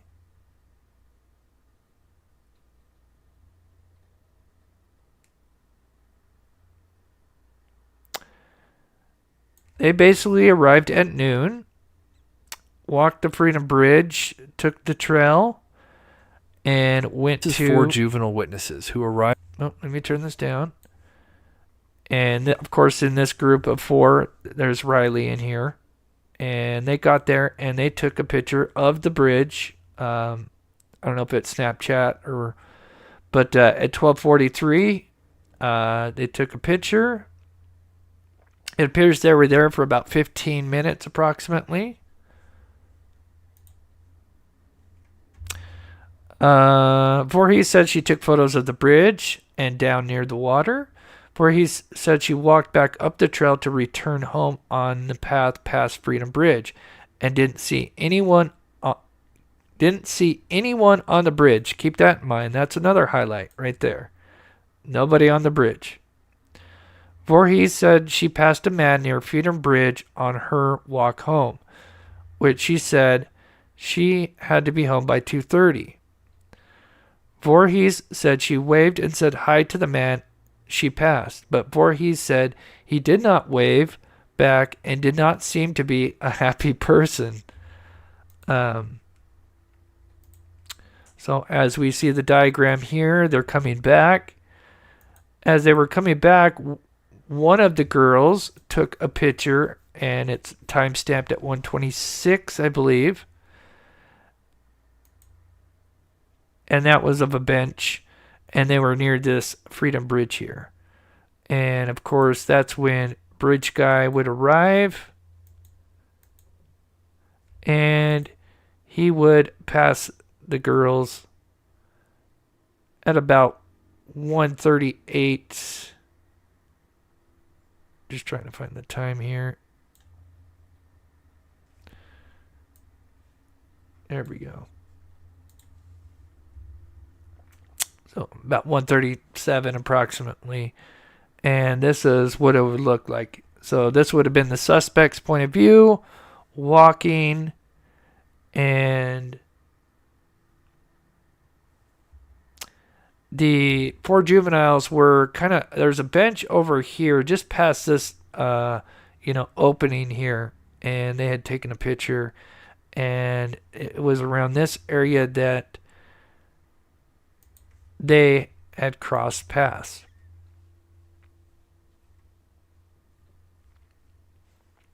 When Voorhees heard about the missing girls, she thought it could have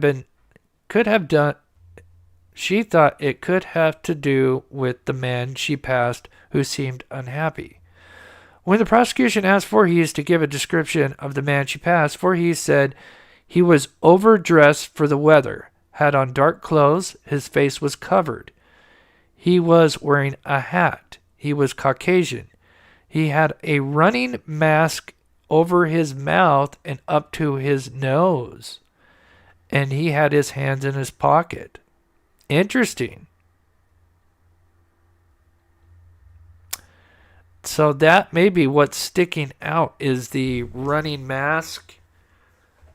Very interesting.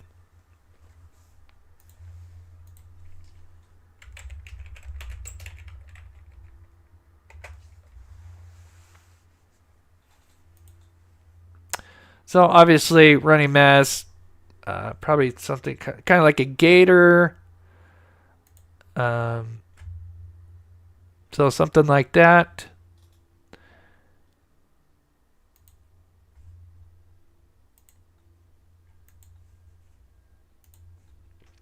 When the prosecution pulled up the photo of Bridge Guy, Voorhees said, "That was the man I had waved at on the trail." Voorhees said she got to her friend's house at 2:20 p.m. 5 minutes after she saw Bridge Guy.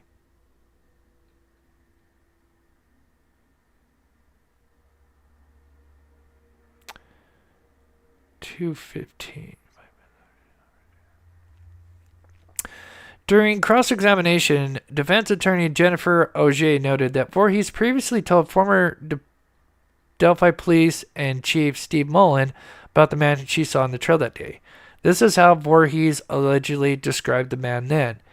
In his early 20s to 30s, bigger build, larger man, Caucasian, brown eyes, square jaw, wrinkly face.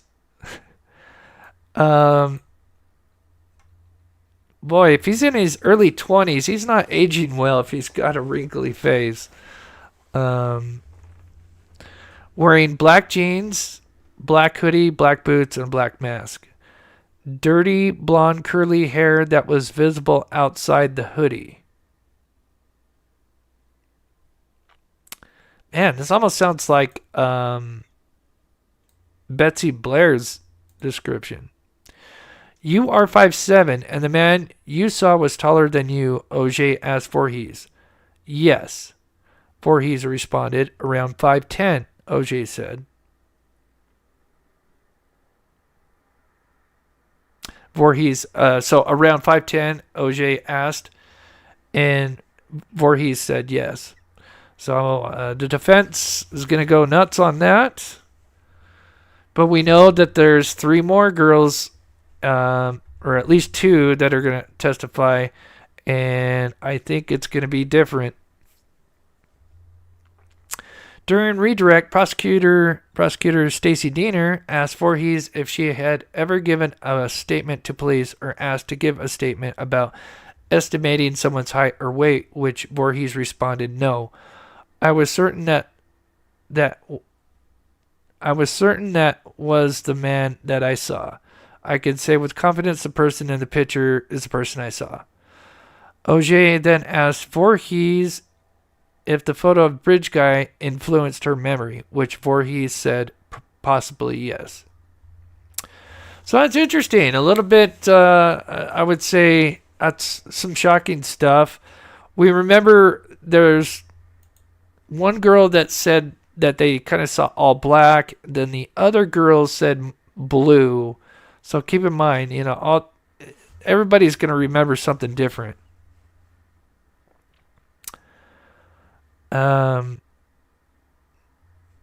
So that's interesting. Yeah, Richard Allen is 5'4", 5'5". It depends on which correctional facility he's in, and because we've seen it 5'4" and 5'5", but if the guy's walking fast past you, and if he's got a hoodie on and a beanie on, or a hat plus a hoodie up, remember that's gonna throw off how tall he is, because he's got much more on him. So definitely keep that in mind. And I doubt that, when he's passing them, because he was kind of in a rush, that, they stood next to each other and said, okay, let's see, let's measure heights. So, again, that's just one of the three witnesses. I'd be curious to see what the other ones say. But this does coincide with the this here. So this one here is kind of what they believe. I believe this came from one of the witnesses. It could have even been Riley. This is what they believe he was. Even though we see this later on, this is probably when his hood was off. This is kind of what he looked like when he was passing her. Did Richard Allen wear lifts in his shoes? He could have boots on, but again, I'd say that does help the defense a little bit, but again, you got a guy that confessed about details that only the suspect would know. So again, you're going to have two other witnesses that are probably going to have different versions of what they felt. We know one of them says he was a short man, so we'll see what happens. But that is interesting.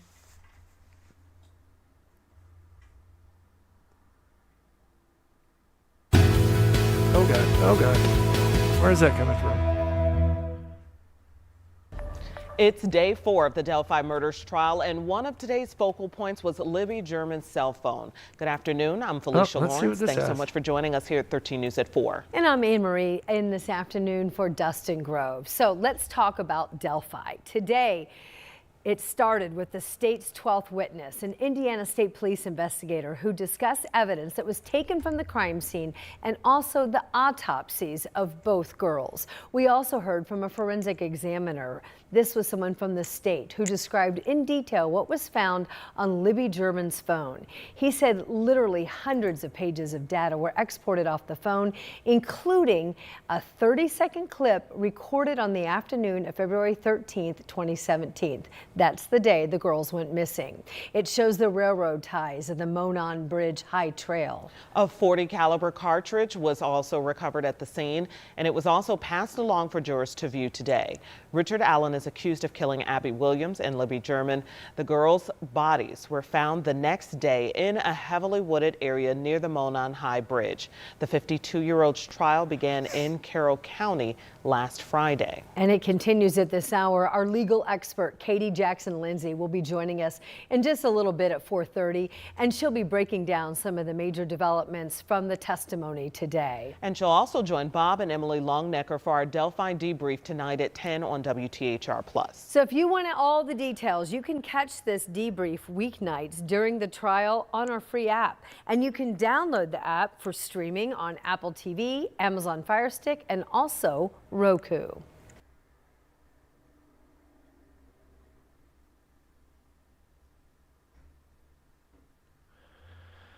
Zoohorn,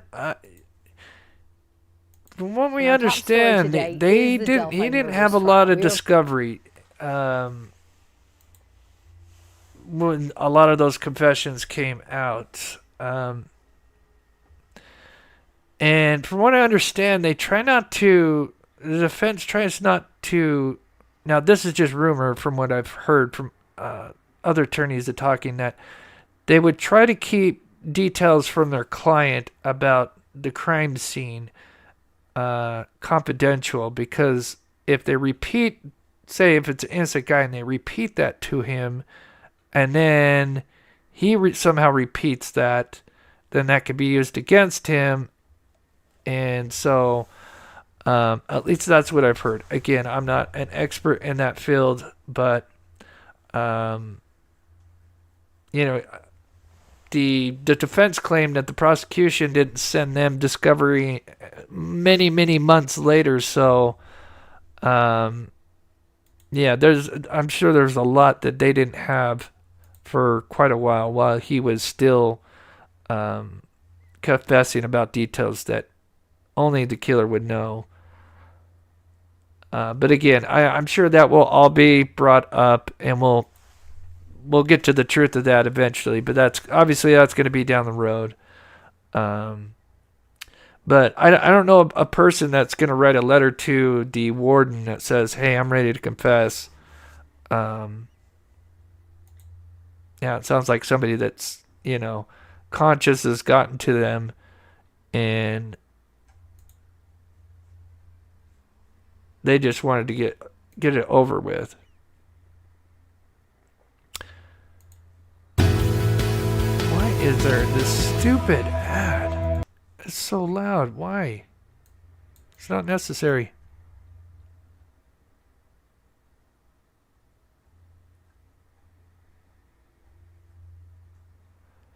Again, that's interesting from Riley. We still have two more. Let me clip this out. Get those out.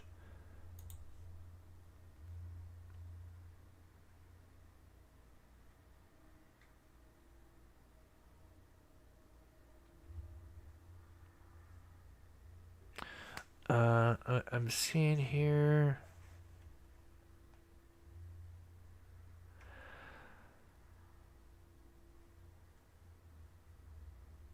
Yeah, dated March 3rd, 2023, that says, "I am ready to confess for killing Abby and Libby. I hope I get the opportunity to tell my families I'm sorry." Which includes his signature and inmate number.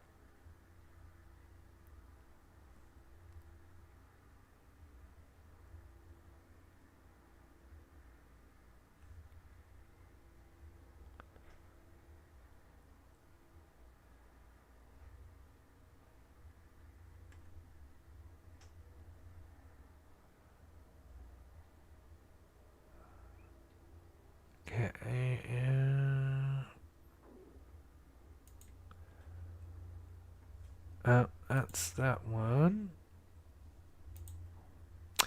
Our crews in Fort Wayne today. Are you skeptical of headlines and what Oh you see on gosh. social media? Stop. Our crews in Fort Wayne today that observed the exhibits that have been previously part of the proceedings have reported back with some initial notes. The majority of the defense documents available dealt with the third-party theory of the murders and the references to Odinism. We know these aren't likely to be admitted in trial. The most notable of the prosecution exhibits was a handwritten letter from Richard Allen to the Westville Correctional Facility warden, dated March 3rd, 2023. I've already just read that. As we heard before, there's a prosecutor note saying all recordings were taped over. We heard that. There was also some uncatalogued interviews found at Franklin Street Interrogation Center. I don't have additional details yet. Interesting.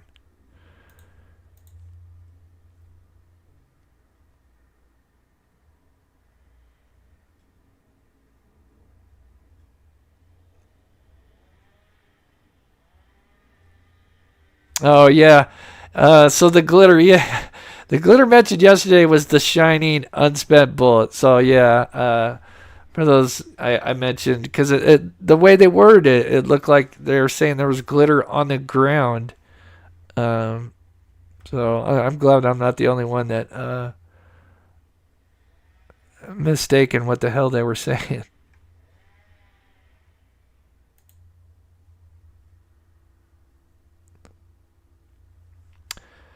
And just looking if there's any notes from some of these reporters. Obviously, I go for about 3 or 4 hours, and then after that, then I go through, because there's obviously going to be a lot more we're going to learn, because obviously we're only getting blogs from one reporter or two reporters, but yet obviously they can't transcribe every single word that's being said. So there's going to be so much more we'll probably learn later today, which I put together, and then I add on tomorrow, which I recap.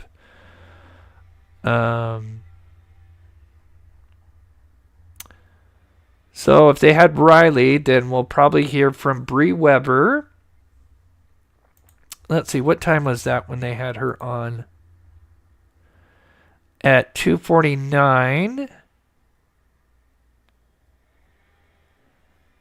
So they'll probably maybe get at least, so that's 3. Maybe at least one more of the juvenile witnesses in today, which I'm assuming is going to be different, slightly different. Description of what they saw.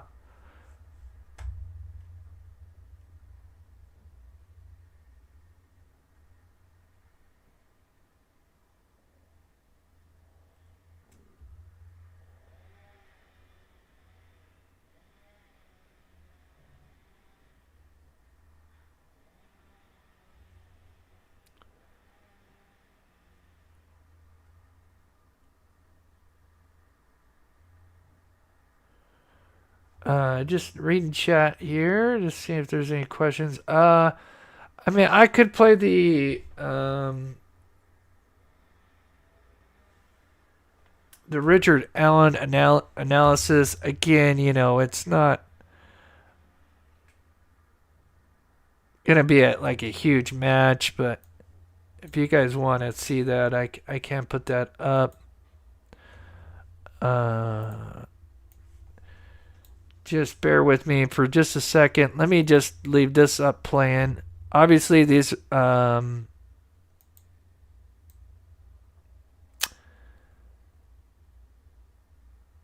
the girls. Remember, they each kind of stated different things when they had seen the bridge guy walking past.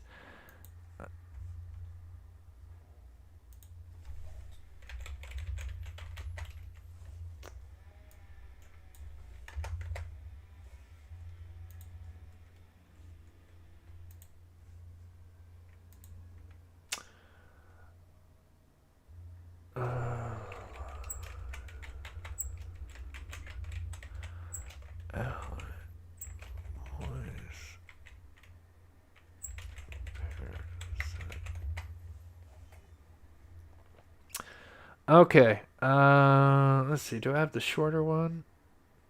These 4 witnesses, which included 2 sisters, Yeah. would pass. Okay. So keep in mind, you know, I'm only working with is. I thought I just had a short video on this one. Is this it? At the yeah, we'll have to check out the Walmart Terra German. That can match with and then down the hill, you know, I just the highs and lows that I felt like was the closest Okay, let me match. keep this point. Somebody near the Freedom Bridge entrance. 4 words from BG. Coincidentally enough, Allen original timeline he gave to Dan Doolin lines up almost perfectly for when the 4 witnesses and Allen would cross paths. Allen would even claim he ran into multiple females when arriving to the Freedom Bridge. With the fireworks, but unfortunately I can't use it because and 0.75 miles from his work, complete 180, got the body to it. A hill near his work. What do you guys think? That can match with hold on, let me go back here. Where's the one that's just a short video? Okay, is this it? What's up, Mob Crew? Okay.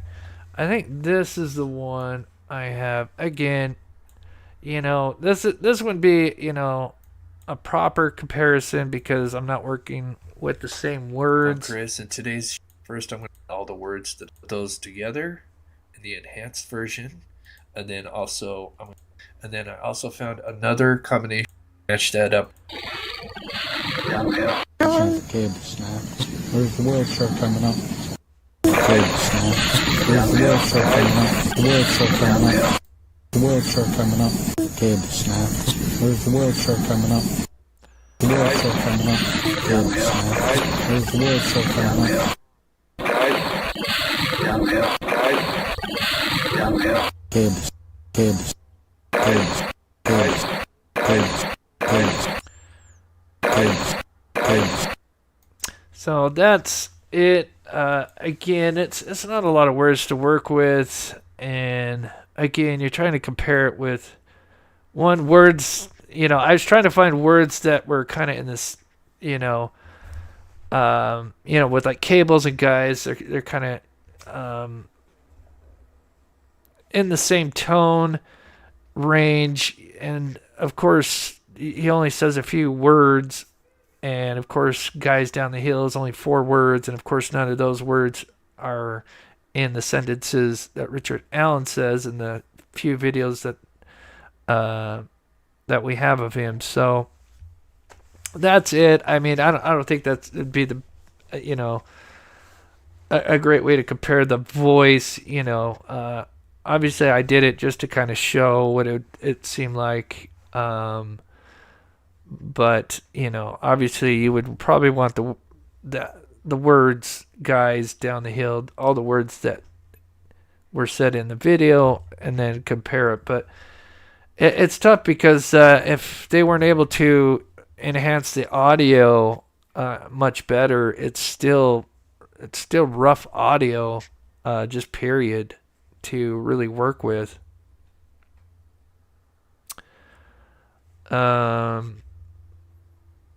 What was the other thing that I wrote down?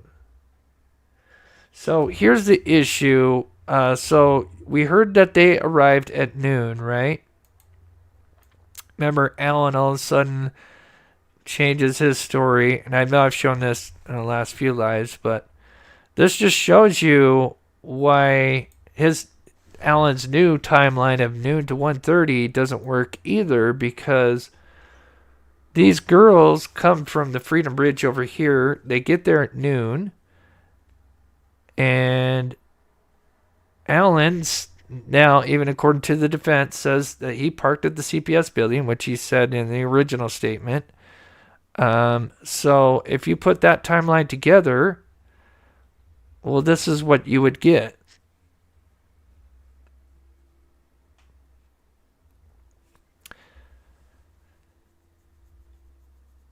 You would have the 4 juveniles walking to the bridge,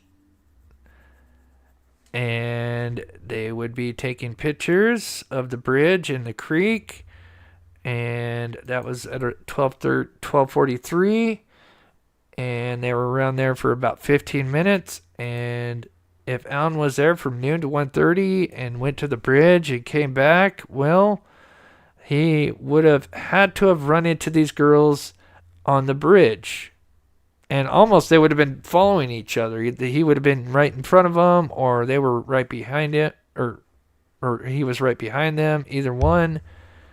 And they would have both ended up at the bridge, and they would have said, yeah, who the hell's this guy? But that didn't happen. And then when Alan's coming back, because if he's leaving at 1:30 and he's parked at the CPS building, well, there's a huge issue with that, because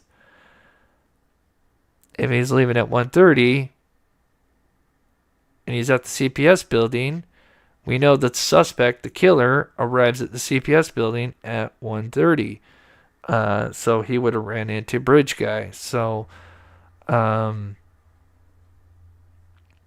that would be a huge issue. And so I think it's no coincidence that in the defense's opening statement that they mentioned he was there on the trails till about 1:30, and then in that same defense opening, they mention, yeah, he left sometime around 2:15 in his car. So and it's like, what? Like, so what did he? So he's off the trails at 1:30, but he's not leaving until 2:15.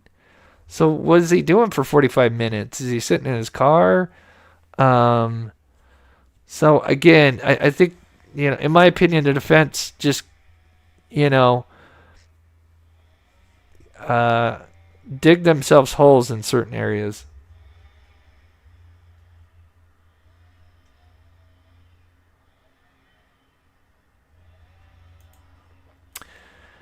Yeah, it's so ridiculous.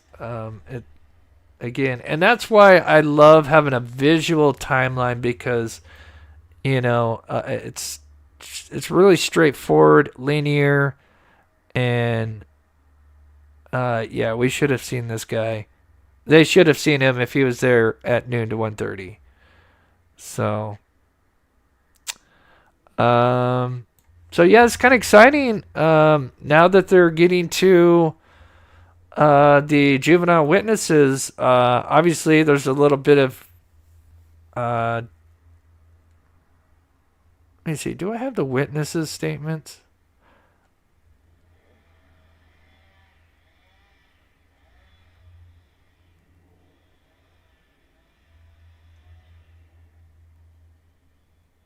Sorry, I'm just saying if I have. I know I have them somewhere where I wrote down each witness and what they saw and the differences between the different girls. I might have edited out of this one just to kind of keep it shorter. Yeah, I did, unfortunately. All right, let's see if there's any more updates here. It is so they should be about done.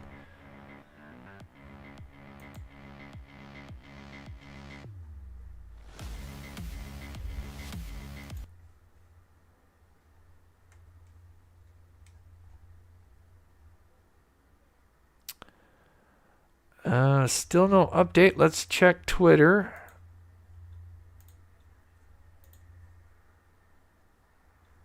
Again, thank you to everybody being in here. If you want, we'll go for maybe a half hour and answer some questions.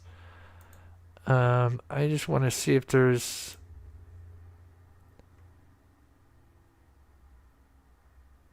Of course, I hate Twitter because it's full of these pro Allen, which I have no issue if you're on the other side. It just they clog it all up, and I'm trying to find the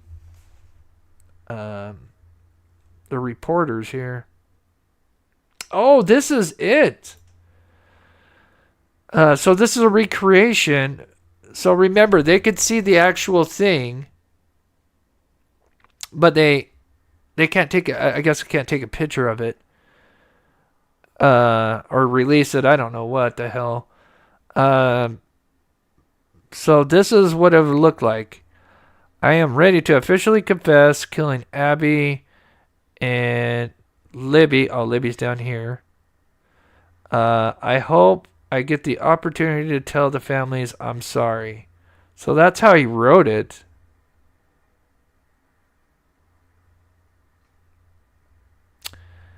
I had the name,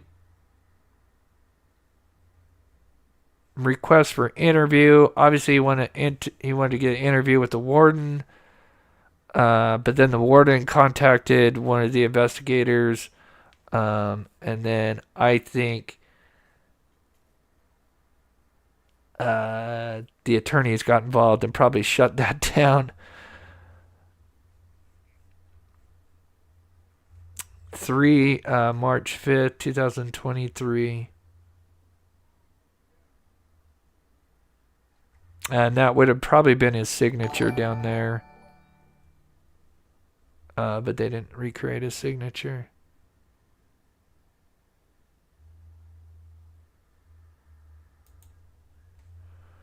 That's interesting.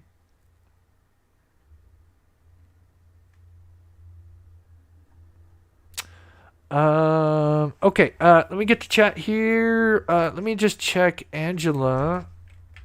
Is it Angela?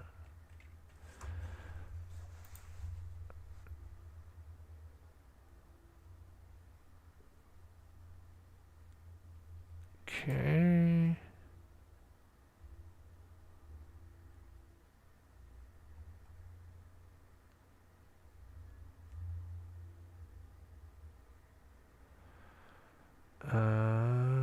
Okay. Oh, I wanted to go to her actual thing here. Anything else? 4 hours ago, 5 hours ago, 5 hours ago. Nothing new. Okay.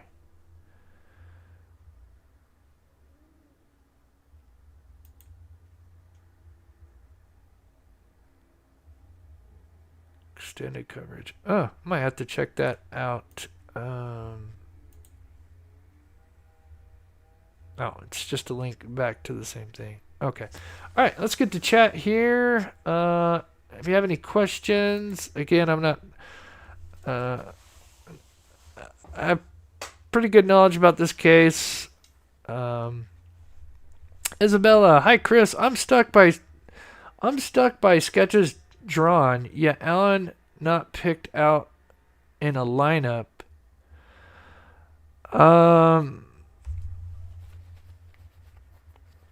Well, remember they didn't really know about Alan until 5 years later, except for when he first went to Dan Doolin. So I don't know if they had like people to really match him up too. And then remember that, the sketches are not really supposed to be photos. And you could see just how different each person views how different each person can see something different, see the same thing, but recount it in a different way. We have two official sketches and then two unofficial sketches, and they're all completely different. Very little similarities to them. So, but I appreciate the $20 euro. God bless you. Yeah, I think the sketches just in general were that it just made the case so much more confusing, sadly. And then it made it feel like made it seem like there was more than one person involved, which I think still a lot of people think there's more than one entity behind the crime. DNA evidence can take a few weeks, but can sometimes be rushed. Then Rozzy asked about the unfired bullet. Yeah, he does. At the scene next to Libby's foot. Rosie asked if Paige. Just while I'm reading chat here, I'm just gonna leave that up.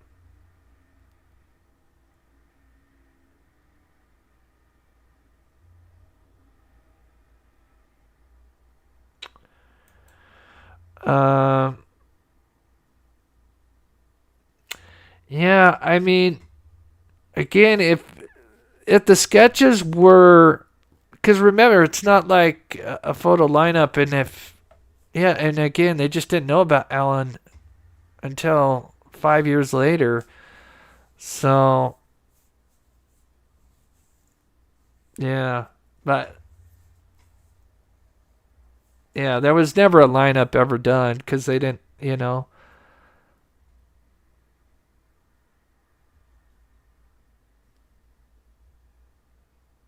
It just didn't have anything on any of the earlier suspects.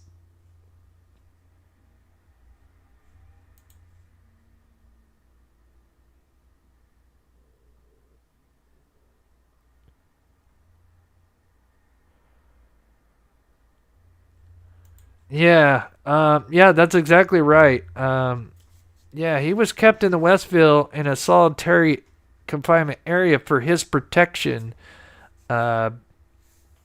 And he never complained about the guards at all. It wasn't, well, I wouldn't say at all, but as far as, being coerced to confess, he said that the reason his mental health deteriorated is because that the lights were on all day and that the prison was noisy because the prisoners were heckling him, because obviously when you are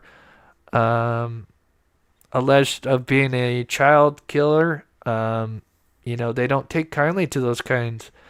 And who knows what would have happened to him if he was kept in county and not segregated. He might not even be here because, there's kind of that code.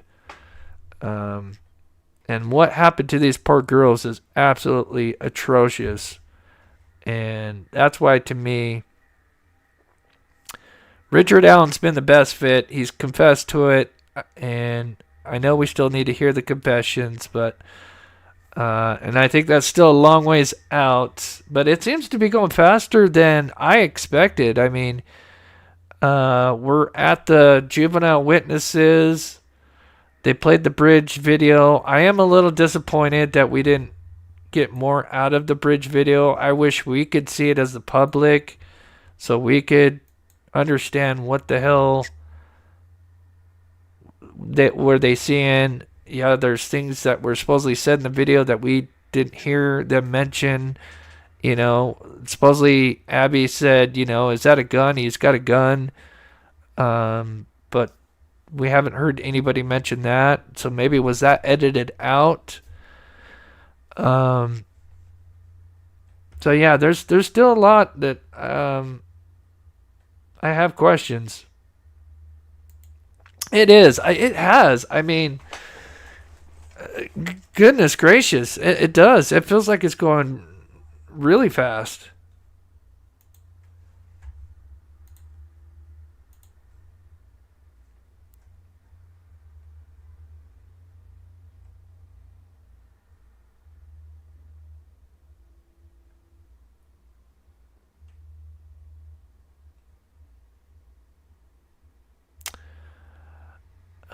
So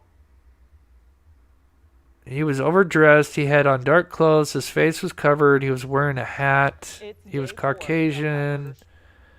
He had a running mask over his mouth and up to his nose. He had his hands in his pocket. Did not seem like a happy person.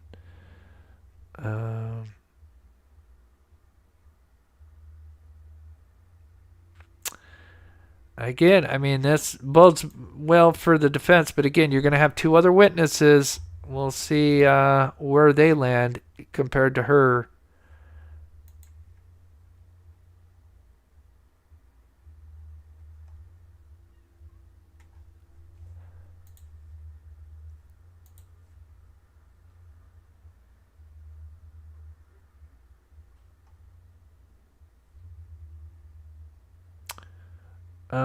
Article updated at 3:56 p.m.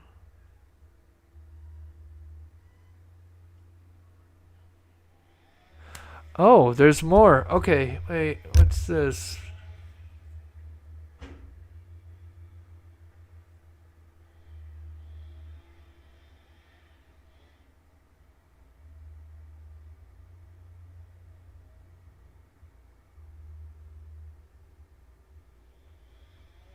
Okay, it comes from this article. Hold on, there's something about the words being said. Is it in here? However,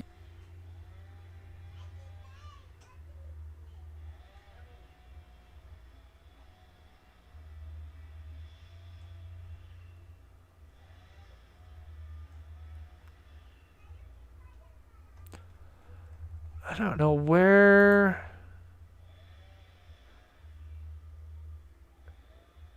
I don't know where they're getting this. I'm going to read this, but just take this with a grain of salt. I mean, a lot of this is what we've heard, but there's a few things that, in the video, the girls are walking along the bridge. Libby says, see, this is the path.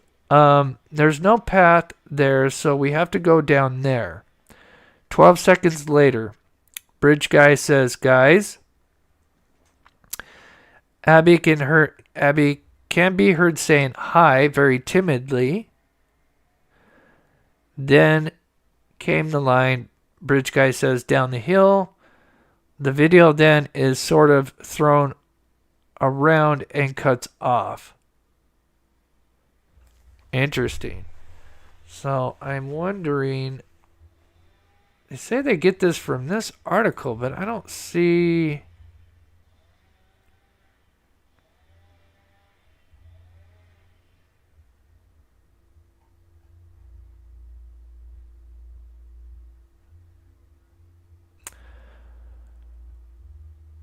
I don't see that part in this article. Sorry, I'm just looking because I want to confirm it, or...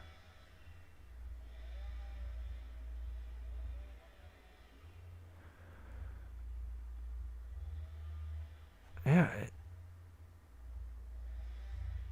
There's no path.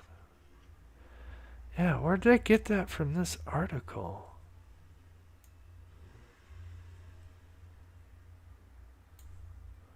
It's at the top? Oh, wait. Being on a luxury ship, who would have thought? Yeah. That's weird that they have that, which most of that it's been rumored or talked about. Huh.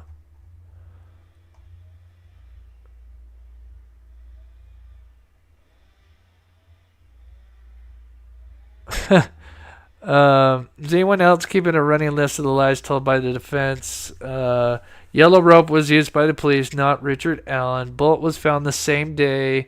Clothing was wet. That's going to be a hard one. Guns carried by law enforcement are 9mm Glocks. They don't use the 40 caliber. Yeah, they said there was no blood at the scene, but there was tons of blood. Logs were placed on the body, not sticks. I think that's nitpicking there. There were no sticks in formation of antlers on top of Abby's head. The hair in Libby's hand was never tested. Yeah, I agree with maybe the first 4 here. I think he might have overindulged there. But there's some other ones I could say that Sarah Carbaugh, the muddy and bloody one. But we'll have to wait until she gets to the stand. All right. Well, I think they should be finishing up. Let me check chat here. And my notes.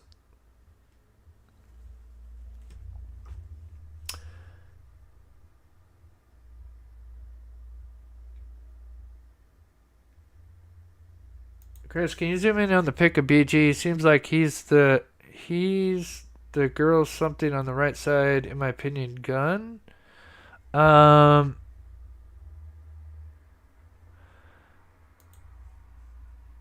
I can show you guys. Bridge guy.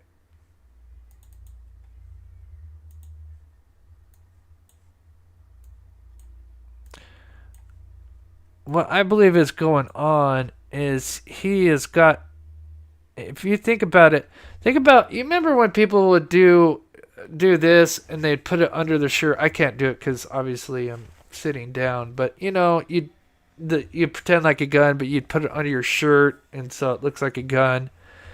If you think about it, look at when you pause it like right here.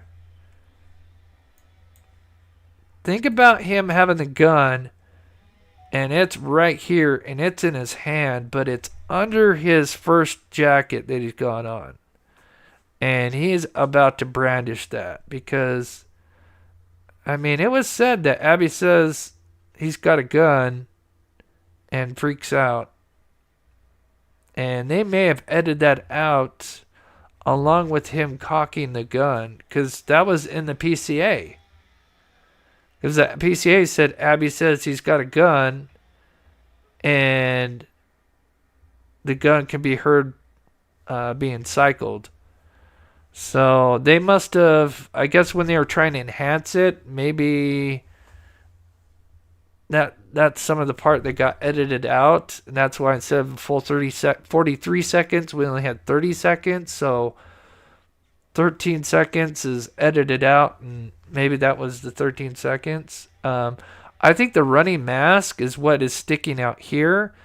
We can see his face now. I think once he got on the bridge, he probably started getting warm because remember, he's got multiple layers on. And so I'm sure he probably took his hoodie off. And remember now, the only people that he has to worry about being seen is the victims, because everybody else he passed, he probably still had his mask up. So I think he took his hoodie off and he's got either the hat or the beanie on, and he's now pulled the running mask off, which I think is this white thing here. And he's about to brandish the weapon.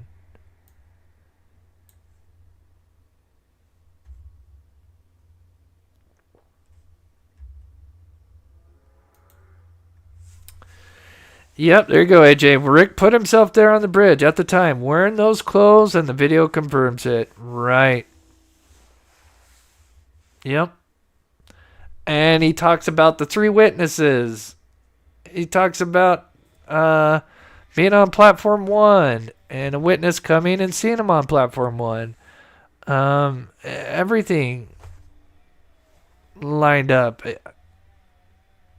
And they said that they retrieved a Carhartt blue jacket, which could be the same one that he wore in this video here. Now, obviously, there would be no DNA, or I'm sure it's been washed, or it could be another Carhartt jacket. He might have burned this one. Who knows?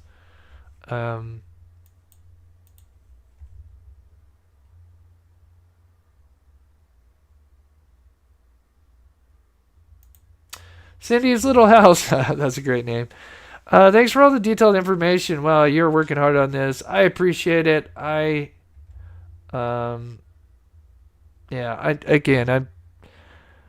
been obviously invested in this case as so many others, and I'm trying to get all the correct information in there. When the game says it doesn't look like he has gloves on. Yeah, I mean, that's a great point, but he could have had gloves with him, and I wouldn't be surprised if he did.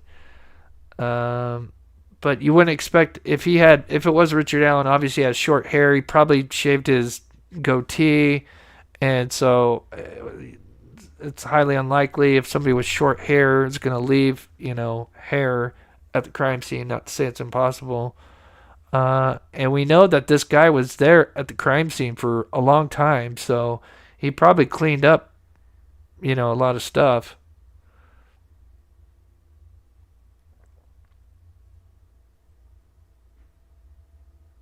I think it's from the process Chapman on stand. Not sure if it's true.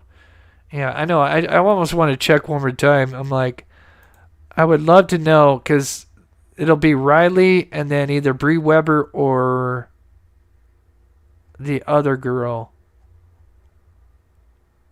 Bree Weber, Riley, Anna. Anna's the other one. So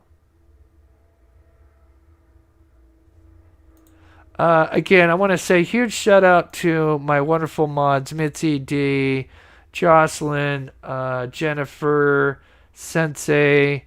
God bless you guys coming in and modding. You guys are legends. I know I got some new pet photos. There's Sadie there. I know somebody wanted me to show Sadie.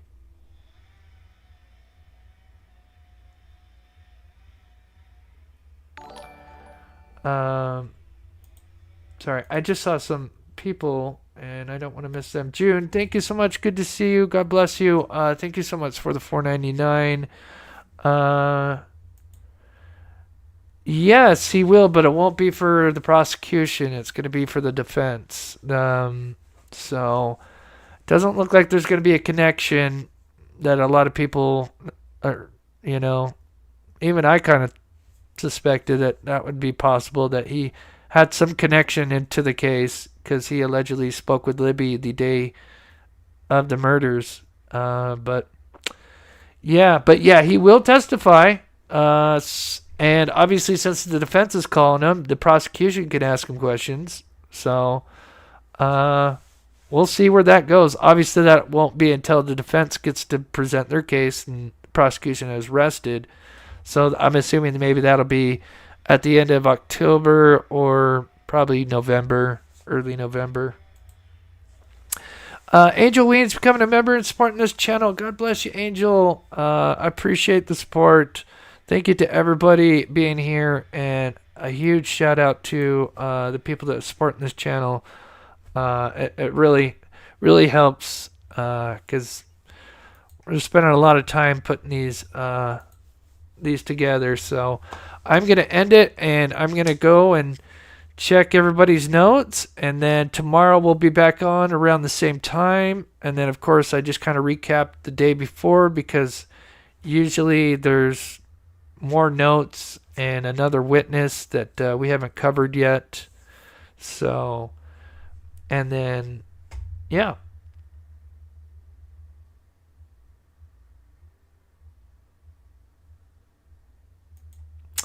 Yep, squeaky wheel. Yep, this thing was just misfiled, and then a something Shank, I forget her first name, came through and found that old tip where they unfortunately just switched his name with the street name and got it all messed up. All right, we'll see you guys tomorrow. Probably 2 p.m. Eastern is about the time I go. So I hope you guys have a great rest of the week, and we'll see you guys tomorrow.